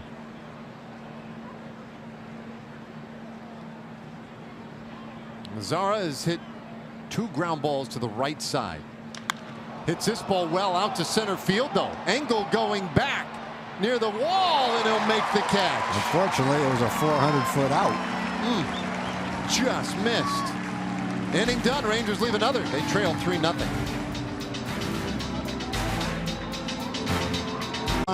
Player breakdown. For Mike Minor, it'll be 5 innings today. 6 hits, 3 runs. Doesn't look great, but no walks and 9 strikeouts does look great. And when you watch the video of a lot of his pitches, it looks great as well. There's the best pitch of the day. 95 miles an hour to tie up Jose Abreu. Another good fastball at 94 miles an hour. We're going to feature some of the curveballs that Mike threw today, which was also an exceptional pitch for him, especially when he kept it down. Castillo did hit one that hung, but when he kept the curveball down and the fastball where he wanted to, he was untouchable today. No walks, 9 strikeouts, only 5 innings, but that was great stuff from Mike Minor today. It gives way to Tony Barnett here in the 6th inning. Barnett will get the heart of the order. 4, 5, and 6 hitters. Davidson, Castillo, and Moncada. And off the plate, 1-1. I think when you look at Mike's line today, one thing you can look at is Jose Abreu, who was 0 for 3 with 2 strikeouts. And that pretty much tells you that Mike had to have good stuff today, because Abreu's on a 10-game hitting streak and hadn't taken a bad swing the whole series. 1-2 the count on Davidson. So Barnett making his 10th appearance out of the bullpen.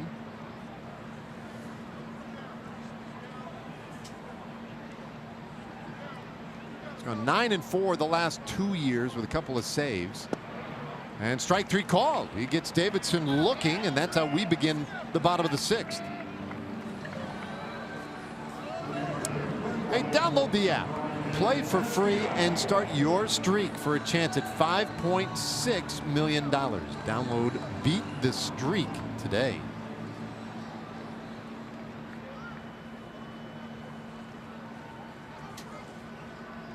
Boy, the 3 and 4 spots in the order for Chicago. Abreu and Davidson. 0 for 6, 5 strikeouts. Here's Castillo. And Barnett puts one right on the bottom of the strike zone. Castillo's had the hot bat, the home run in the 2nd, and then the hard hit single in the 4th. A single that hit the wall on the fly out there in left field. Lifts this one out to right. Chu angling over, and he'll give way to DeShields. Boy, Delano calling him off at the last second there. 2 away. It was probably an easier play for Shin Su, but at the same time, his job is to get out of the way if the center fielder yells for it. Delano yelled for it, and Chu did get out of the way. He was underneath it, but once he heard Delano yelling, you can see him right here. Stop, get out of the way, and let the center fielder take it. So 6 pitches, 2 outs for Barnett. And now Moncada is grounded out and struck out.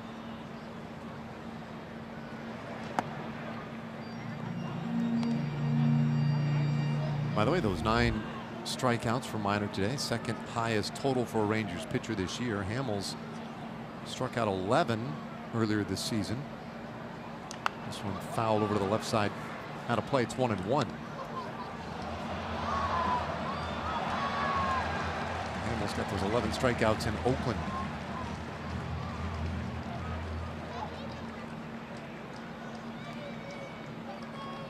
Three runs, 6 hits for Chicago. No runs, 2 hits for the Rangers. And that one a bit wide.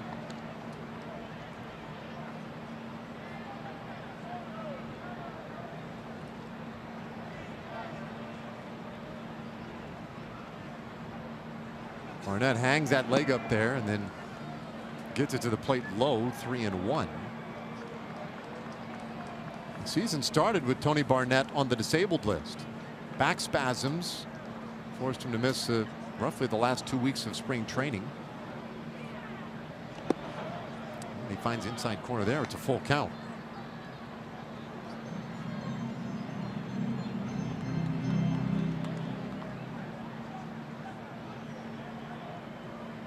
Play Moncada straight up. Here it comes.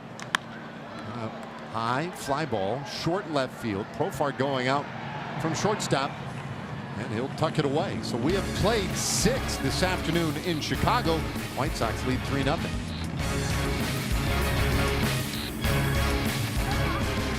Pounds of ice cream, 12 scoops in If 6 you're asking innings. me, the answer is no. Well, if you're asking him, it's yes, easily. 12 scoops, chocolate, vanilla, strawberry, 2,700 calories, and one satisfied belch at He's the got end. about 5 more calories to lick off the bottom of that helmet, and he will have downed 2,700 calories. Wow. I don't know what else he has planned for the day. I do. He's headed to the bathroom right about now. We're gonna get the exit velocity of that ice cream. Oh man, Gallo. I stole that line from Ethan. Oh, that's beautiful. Pop up into left. One away here in the 7th inning. Launch angle won't be disputed. I did notice, by the way, that kid sitting by himself. I mean, He didn't look like that big a kid either. no. He's a little bit bigger now than he was when he started, though. I'm assuming that, you know, he's probably 21 years or younger, and I think at that age it doesn't matter. You can do it. No The big best deal. part about it is he has no idea that we've watched almost every scoop of that go down. I hope he goes home and watches the highlights tonight, because that's going to have to make it. Well, I think he enjoyed himself. I sure hope he did, because if there's no point in doing that otherwise. That's right up there with some of our items back home, when a guy will eat all of the Like a boomstick. the giant boomstick or some of those other items. Man, 12 scoops of ice cream, that's right up there with that. Now you do the boomstick and the 12 scoops of ice cream, now you've got an eating legend. Joey 3 Chestnut pounds. couldn't do that. Rua sends one high in the air out to right center field. Boy, Lopez pitching this thing in a rocking chair today. 2 up, 2 down in the 7th inning. There's been only one base runner since the double to lead off the 3rd, and that was the error on the simple ground ball that Profar hit to 3rd base. Now, this is a very impressive outing by Lopez, throwing hard, 97 miles an hour, throwing strikes. Came into the game averaging about 4 walks per 9 innings, but he's only walked 1 in this game. Came in a little bit home run prone. Obviously hasn't given up a home run in this game. He's working quickly, throwing strikes, a lot of movement on his fastball. So in addition to the velocity, he's got the movement, which has made it difficult for the Rangers to hit the ball on the barrel of the bat.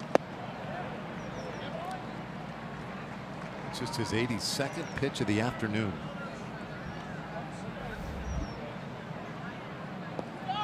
So one would figure that he has plenty left to go even deeper into this one. With the Rangers not work him a little bit in the 7th inning.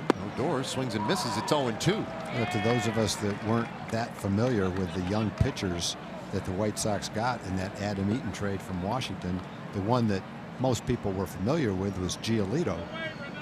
I don't know how they were ranked in the scouting world, but this kid is obviously featuring a much more dominant arm than we saw anyway from last night from Giolito. But Giolito, there was a time there where he was the #1 prospect in baseball. This guy was the #4 prospect in the White Sox system, according to Baseball America. Yeah, it's good reason why you don't trust those rankings very often. 0-2. Of course, you know, Giolito may be working his way back to dominant stuff. We didn't see it last night. And maybe this kid's getting better and better. Or maybe we're seeing him on his best night. But even if you look at the rest of his season and not this game, it's been pretty impressive. 7 of his 8 starts found him with a 2.33 ERA this year. Well, we did have people tell us that of the 2, not of just the 2, the 5, that they feel like Reynaldo Lopez had the best stuff in this rotation, and he's flashed some of it today. Yeah, and definitely the case right now. I'm not sure what it was several years ago when maybe Giolito was a little more dominant. Not sure what Lopez was back then. 2 balls, 2 strikes now on Odor. Rugi rolled out to third and bounced back to the mound today. Well, Lopez, you mentioned he's not a big guy. He's not a tall guy, but this kid's solidly built. And even though he doesn't have the height, he looks like he has the strength and the build to be a durable kind of a pitcher. He's about 6 feet tall, 200 pounds. So when you look at his delivery, seems to be pretty efficient as well. Well, 1-2-3, 7th inning. Time for God Bless America here in Chicago. We turn it over to the voice of the ballpark, Gene Honda.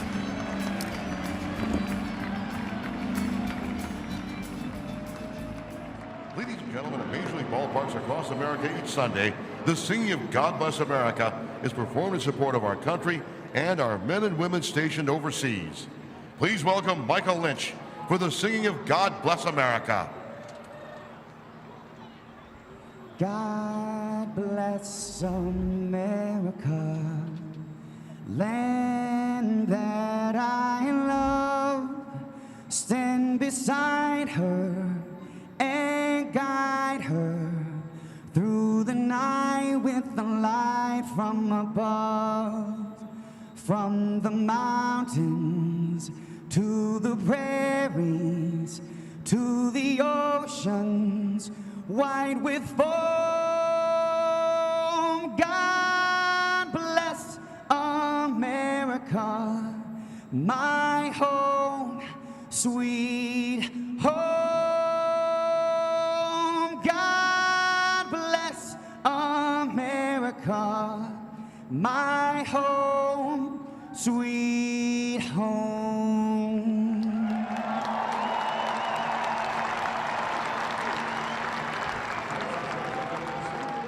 OLED TV with AI ThinQ. Well, if you look closely, you can see us off in the distance. That is Chicago. That's where we are, on the south side of it. As Alex Claudio has come in here to pitch in the bottom of the 7th inning. First pitch, roller right side. Odor gets to it to throw. Not in time. Almost got Yolmer Sanchez. But an infield hit to start the 7th. That was a nice play by Rugi. He had to go a long way to get that ball. Showed the range. And then he got rid of it running toward the foul line accurately, which was a feat in itself. Nice play. You get a little bit lesser runner, you've got a highlight reel play. The fact that Sanchez beat it doesn't really take away from the athletic play that Rugi made. And a little shift created the opportunity. Now a bunt. That's a foul. Great work by Perez, though, to jump on it and see if he could get a double play. There's the numbers for Alex Claudio. Yep, his 22nd game. Alex has been used frequently. ERA is a little high. He's had a couple of outings where he's given up some runs that makes that ERA 5.06. One thing you love about him, he throws strikes. 2 walks in 21 innings. Well, man on. So gets ground balls, so a chance maybe to roll a pair. He checks in on Yolmer Sanchez. Engel had the hard hit infield hit in the 3rd inning. Struck out in the 4th.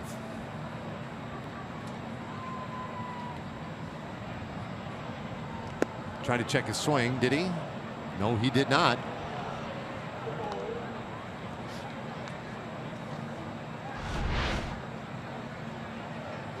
No, he didn't. He almost did. Paul Nart. Umpire down there at first. Big figure in the opening game of this series on Thursday. Pitch on the way. That one off the plate to Engel. 1-2. Well, we talked a little bit about Hawk today. Want to mention another person in the ballpark here, part of the in-park entertainment, Chris Ackles. And he's from the Metroplex. Young man starting his career here in Chicago now. Swing and a miss, and Engel strikes out, one away in the 7th inning. Nice young man, came by the booth, I guess it was Thursday night. We got a chance to chat with him a little bit. I've been watching him around the ballpark too. He's doing a great job. Very nice to meet Chris.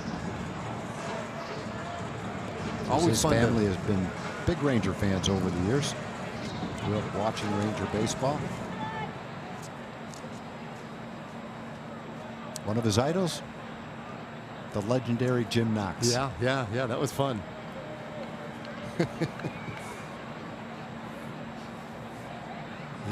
He takes a little bit of Knox's, entertainment style, and he has brought it here to Chicago. Runner goes, throw down to second, pretty good one, and they got What a him. play by Wow. Perez. That looked like Sanchez had a pretty good jump, but he got rid of that ball. That ball was out of his hand the second it hit the glove practically. And he delivered it right in front of the bag too. That's a big lead and a big jump. That was such a nice play by Carlos Perez. He's thrown out 3 of 6 opposing base runners this year. This ball hit high in the air out to center field. It turned Delino around a little bit. He can't get to it. Thompson has good speed. He'll turn second, but wisely return. 2-out double. And now that caught stealing's huge.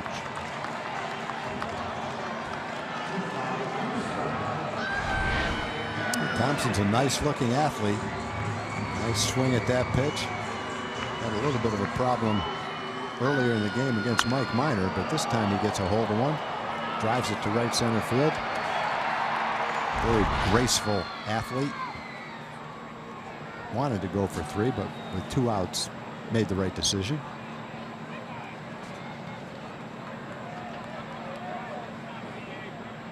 So now Tim Anderson pops it up, short right field. Odor asking for it. He'll take it, and the inning is done. So the White Sox leave another man out there. We go to the 8th. Time running short. Rangers trailing 3-0.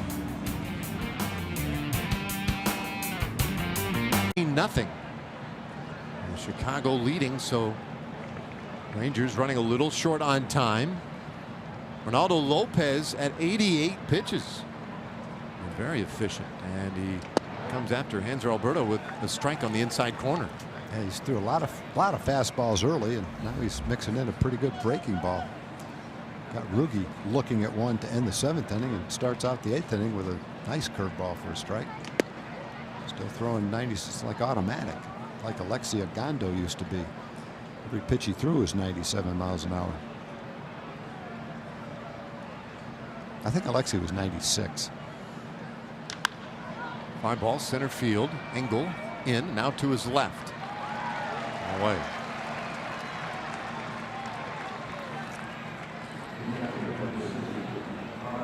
.59 pitches at better than 95 miles per hour today. Pretty impressive. And he is 10th among American League starters with that average fastball velocity right at 95 miles per hour.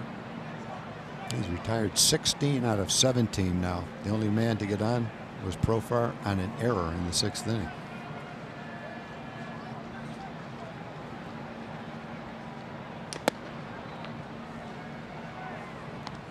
Carlos Perez had some good swings today. Those look great behind the plate. Lopez, this ties his longest career outing. Nearing uncharted waters for him in terms of innings pitched. 7 1/3 so far here this afternoon. 1-1. Perez hits this one well out to center. Again, Engel to his left. 2 away. Well, time now for a word from our friends at Southwest Kia. $250 down, $250 a month or less on select new Kias in stock only at southwestkia.com. A breakthrough game of sorts for Reynaldo Lopez, White Sox starter, just 24 years old. Made 8 starts last year in his first taste of the big leagues. This is his 9th start of this season. And his best so far is shut out the Rangers through 7 2/3, and he gets DeShields to foul off a strike. Delino has struck out 3 times today. It's kind of tough to look out and watch this stuff today and look at his line and see that he's winless so far this year. They haven't scored many runs for him, which hasn't helped. But to see this kind of performance from a guy who hasn't won a game yet, pretty amazing. I showed you earlier, 3.1 runs of support on average, 4th lowest in the American League. He became the first White Sox starting pitcher since at least 1908 to lose a game in which he threw 7+ innings and allowed 2 or fewer hits and 1 run, which was unearned. He did that earlier in the year.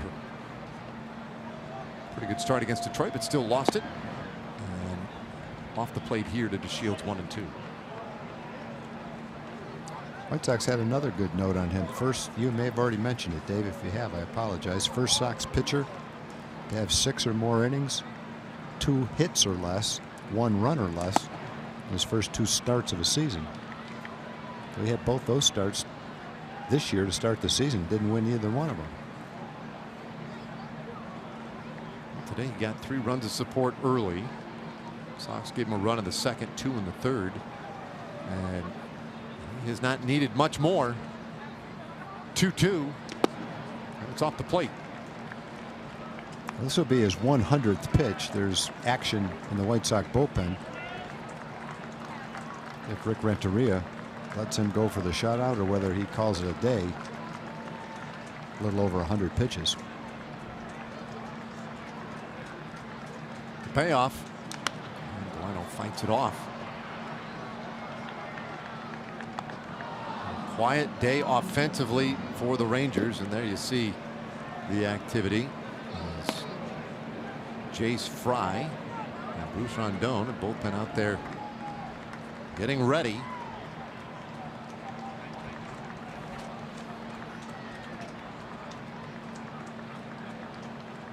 The windup in the pitch.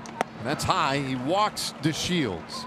So the Rangers have a base runner in this 8th inning, albeit with 2 out. And here comes Rick Renteria. So great effort today from that young man. But one would gather that that is it. Renteria hasn't signaled yet, but that's just a formality at this point. The fans here, not a big crowd, 16,829. Should give him a nice round of applause. Renteria, certainly a big smile on his face. Likes the effort of his 24-year-old right-hander.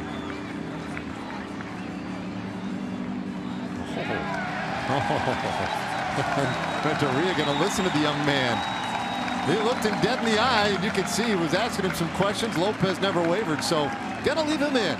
I love that. I do too. I love it when the manager lets the pitcher dictate what he does. And I think Renteria, guessing, went out there probably more than 50-50. He was going to take him out. He got out there and took a look at the kid and listened to what he had to say and said, "Okay, kid, go get him." Like that.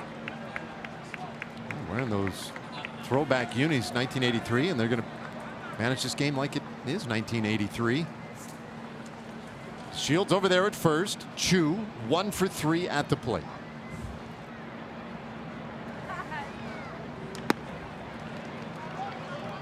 Chu was grounded out a couple of times, singled back in the first inning. He hit the grand slam here on Friday. Put it into a 24-game stretch without a home run. Rangers have been in a little homer drought lately. Just 1 home run in the last 4, now 5 games as Chu fouls it back and the count 1-1.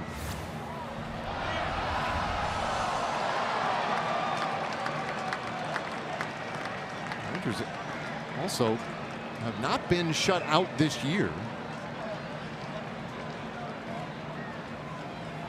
The Yankees and Rangers for the longest time, the only 2 teams who haven't been blanked to this point of the season. Shift on against Chu. Takes outside, 2-1. Just 2 clubs left. And of course, the Yankees will be the Rangers' opponent when we go home after this ball game tonight. We'll be in town Monday, Tuesday, and Wednesday.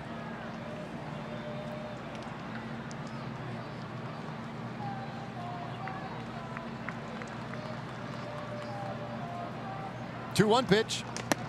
That's high. 3-1. And certainly, if Lopez walks Chu, he'll be done.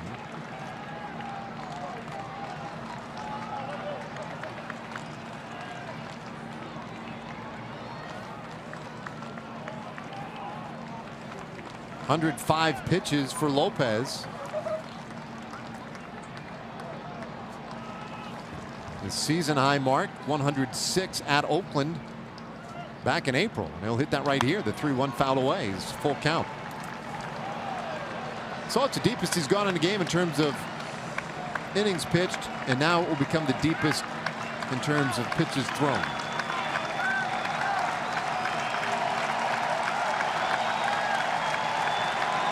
The Sox fans trying to get him to the finish line of this 8th inning.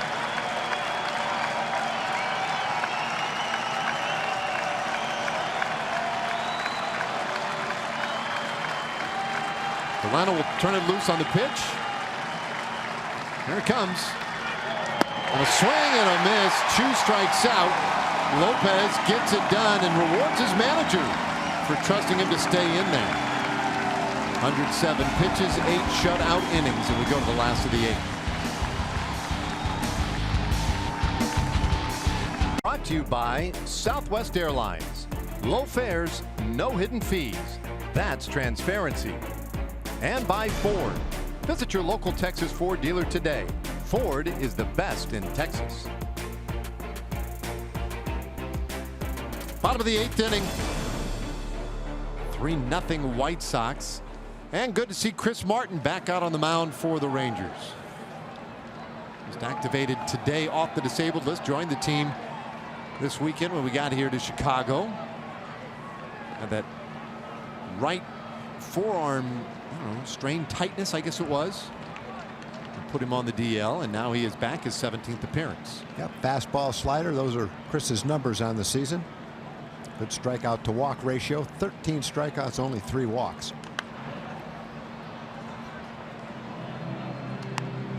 We get to see 2, 3, and 4 hitters here. Yuri Garcia has a couple of hits today. Fouls off strike 1. Yeah, he had, I guess, the big hit, really. Men on second and third, blooped one into right field for 2 runs. Exciting play when Engel and Anderson, 2 guys with great speed, scored almost at the same time. Engel had gone back to tag up. Anderson was right behind him. 0-2 the count. Yeah, that was a big play, and that was a weird inning. I mean, big inning.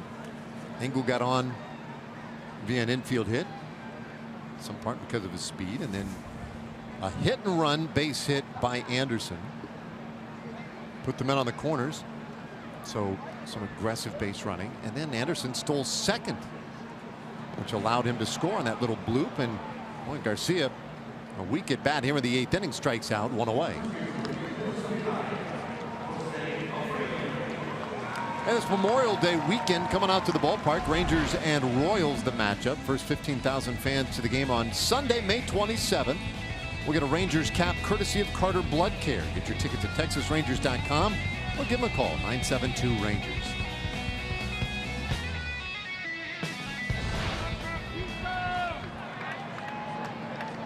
One out for Jose Abreu. Rare hitless day for Abreu. He's 0 for 3 with a couple of strikeouts.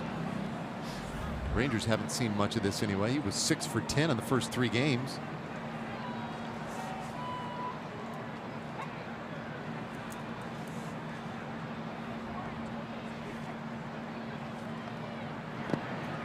Martin just misses the corner, 1-1.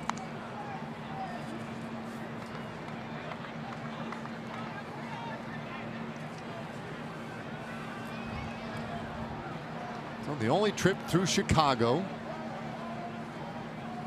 Rangers will need a comeback in the 9th inning if they're going to have a chance to split this series. Very much in danger of losing a 4-game series here. 1-2 the count. But this has been a place, seems, regardless of record or way that teams have even been playing at times, that just the Rangers in this ballpark just doesn't seem to agree with them. They have struggled.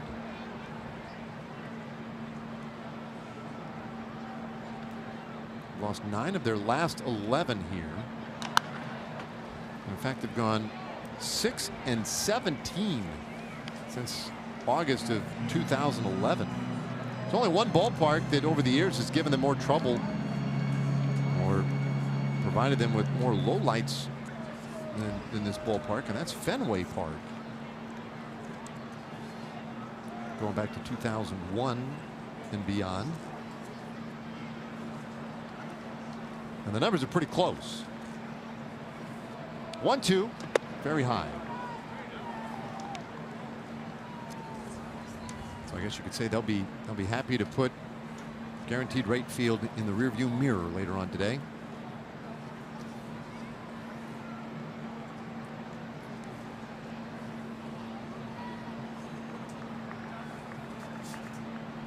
Martin went on the DL May 2nd. Technically speaking, it was backdated a day. Technically, I think it went down as right forearm irritation. But his last game was on April 30th. Pitched 2/3 of an inning at Cleveland. And did not go well. Came out of that game and found out afterward that he just wasn't right. Pitched a couple of times on rehab with Frisco.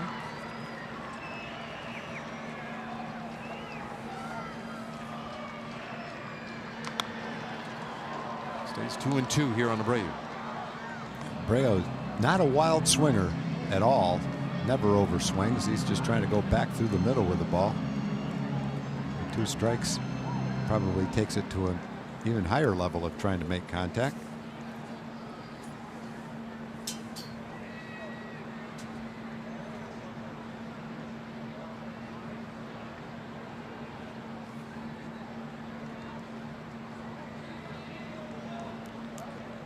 Martin with a long enough look in that Abreu says, "Uncle."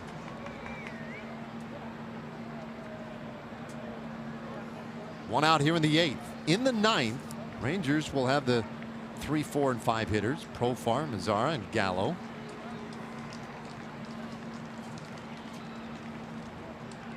Two pitch, and this one golfed up in the air out into short left field. Gallo right there, 2 away.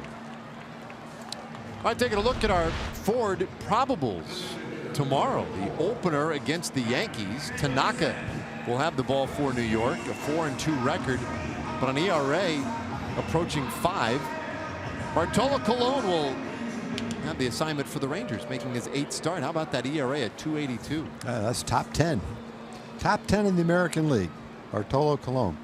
That'll be a good challenge for him tomorrow. Face that great Yankee team. Should be fun to watch. Still, by the way, plenty of good seats available for that series Monday through Wednesday.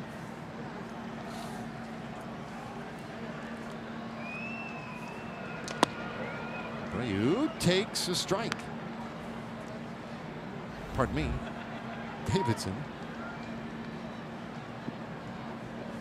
Davidson has had a tough day. 3 strikeouts, all 3 looking.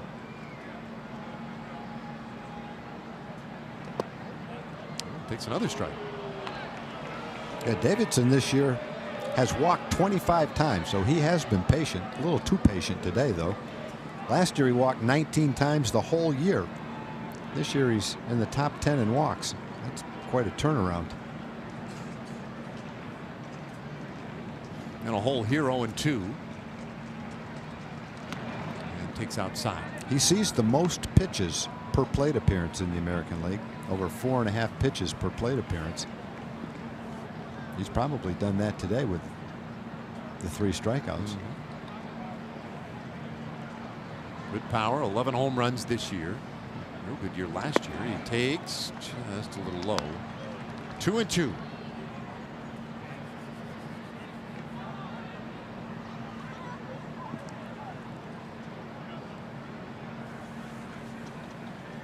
course, of his 11 home runs this year, 7 of them have been at Kansas City.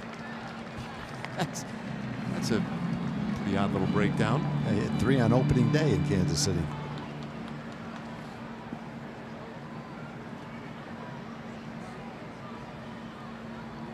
Well, 3-2, so he's worked it back full again. And takes strike 3 called. 4 strikeouts, all looking for Davidson. Yikes. All right, last chance for the Rangers coming up. Profar, Mazara, and Gallo are due. Been some nice pitching in this game. Mike Minor gave up a home run in the second to Wellington Castillo on a 94-mile-an-hour fastball. Then in the third, a little blooper by Leury Garcia scored 2 runs. Engel and Anderson sliding across the plate. That's the scoring in the game. Rangers have not scored because of that man, Reynaldo Lopez, who pitched a gem today. His best year as a young best game as a young major leaguer. 8 innings, 2 hits, no runs, 2 walks, and 8 strikeouts. He was in total command today with a 95 to 97 mile an hour sinking fastball. And by the end of the game, a pretty good changeup and a pretty good curveball. Jace Fry will make his 7th appearance. He's been pretty good. 7th appearance. He hasn't given up an earned run yet. 7 1/3. Been just about untouchable. 7 1/3. No hits, no runs. He's got a no-hitter going. 10 strikeouts. Gets us started with a strike on Profar. Profar 0 for 3. A fielder's choice, an error, and the strikeout. He takes outside. 1-1 the count. Rangers need a couple of base runners. Zara waiting on deck. Joey Gallo would be due 3rd in the inning. Fly ball out to right field. Thompson toward the line, deeper into the corner, and he reaches up and makes the play. So, 1 gone. Hey, Rangers fans, come on out May 24th for an autograph session with Nomar Mazara and Whataburger at 3204 Town East Boulevard in Mesquite at 10:30 a.m. is when it starts.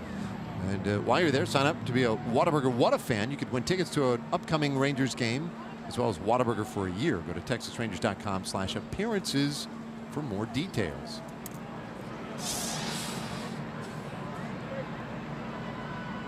Profar just missed sneaking that one in that right field corner for a hit. Now Mazara, and he'll take low. Whatever shift we've become accustomed to seeing for Nomar Mazara lately, certainly muted here. Thinking, gather on the White Sox side, that he would do anything he could right now just to get on base. A home run here, nice as that would be, doesn't solve much of the Rangers' problems. They need a couple of guys out on the bases. As such, you have 2 infielders on the left side.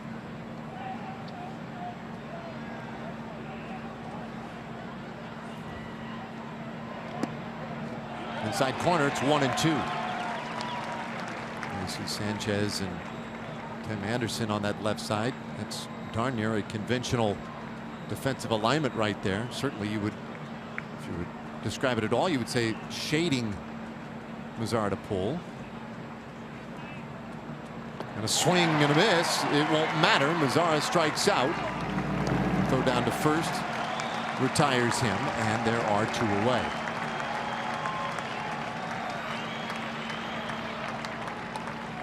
Now the last hope for the Rangers. Joey Gallo 0 for 2 with a walk. The Rangers on the verge of being shut out for the first time this year.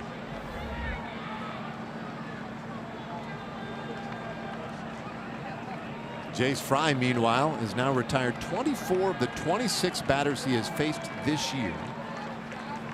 17 in a row. Never had a major league save, only had 3 in the minor leagues. All were at Double-A last year, and he finds the outside corner for a strike on Joey Gallo. It's a safe spot here, leading 3-0.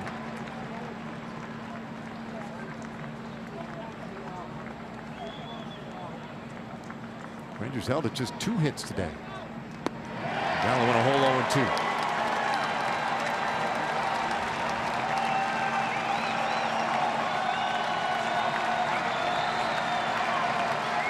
Struggling White Sox team that had won just 3 home games all year prior to this series. They're a strike away from winning their 3rd in this series.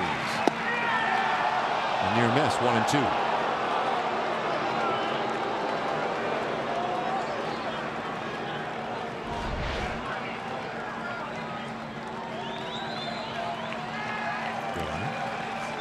The borderline pitch. That went Joey's way that time.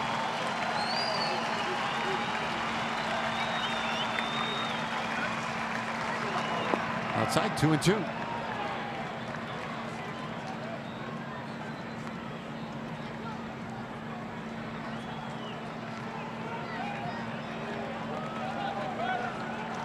White Sox 9 back of Cleveland in the Central, shooting for their 13th win. Rangers 11 back of Houston in the West, trying to extend the game, and it's a full count. Trying to avoid their 30th loss of the year.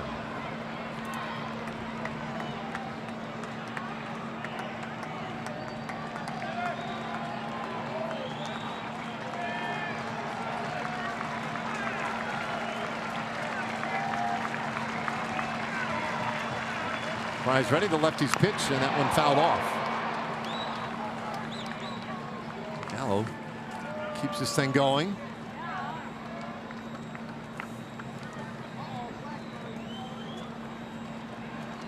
Kind of Falefa has come to the on-deck circle, would hit for Ryan Rua should we get there.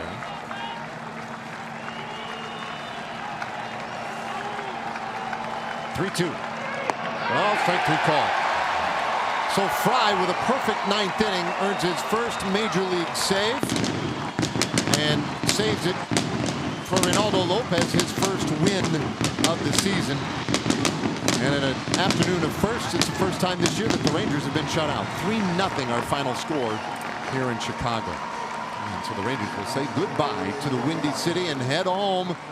Meanwhile, coming up, John Radigan, Mike Bassick, and David Murphy back in the studios to figure this one out for you this afternoon. For Tom Grieve, Emily Jones, and our entire crew, I'm Dave Raymond, inviting you to stay with us. More Rangers coverage right after this.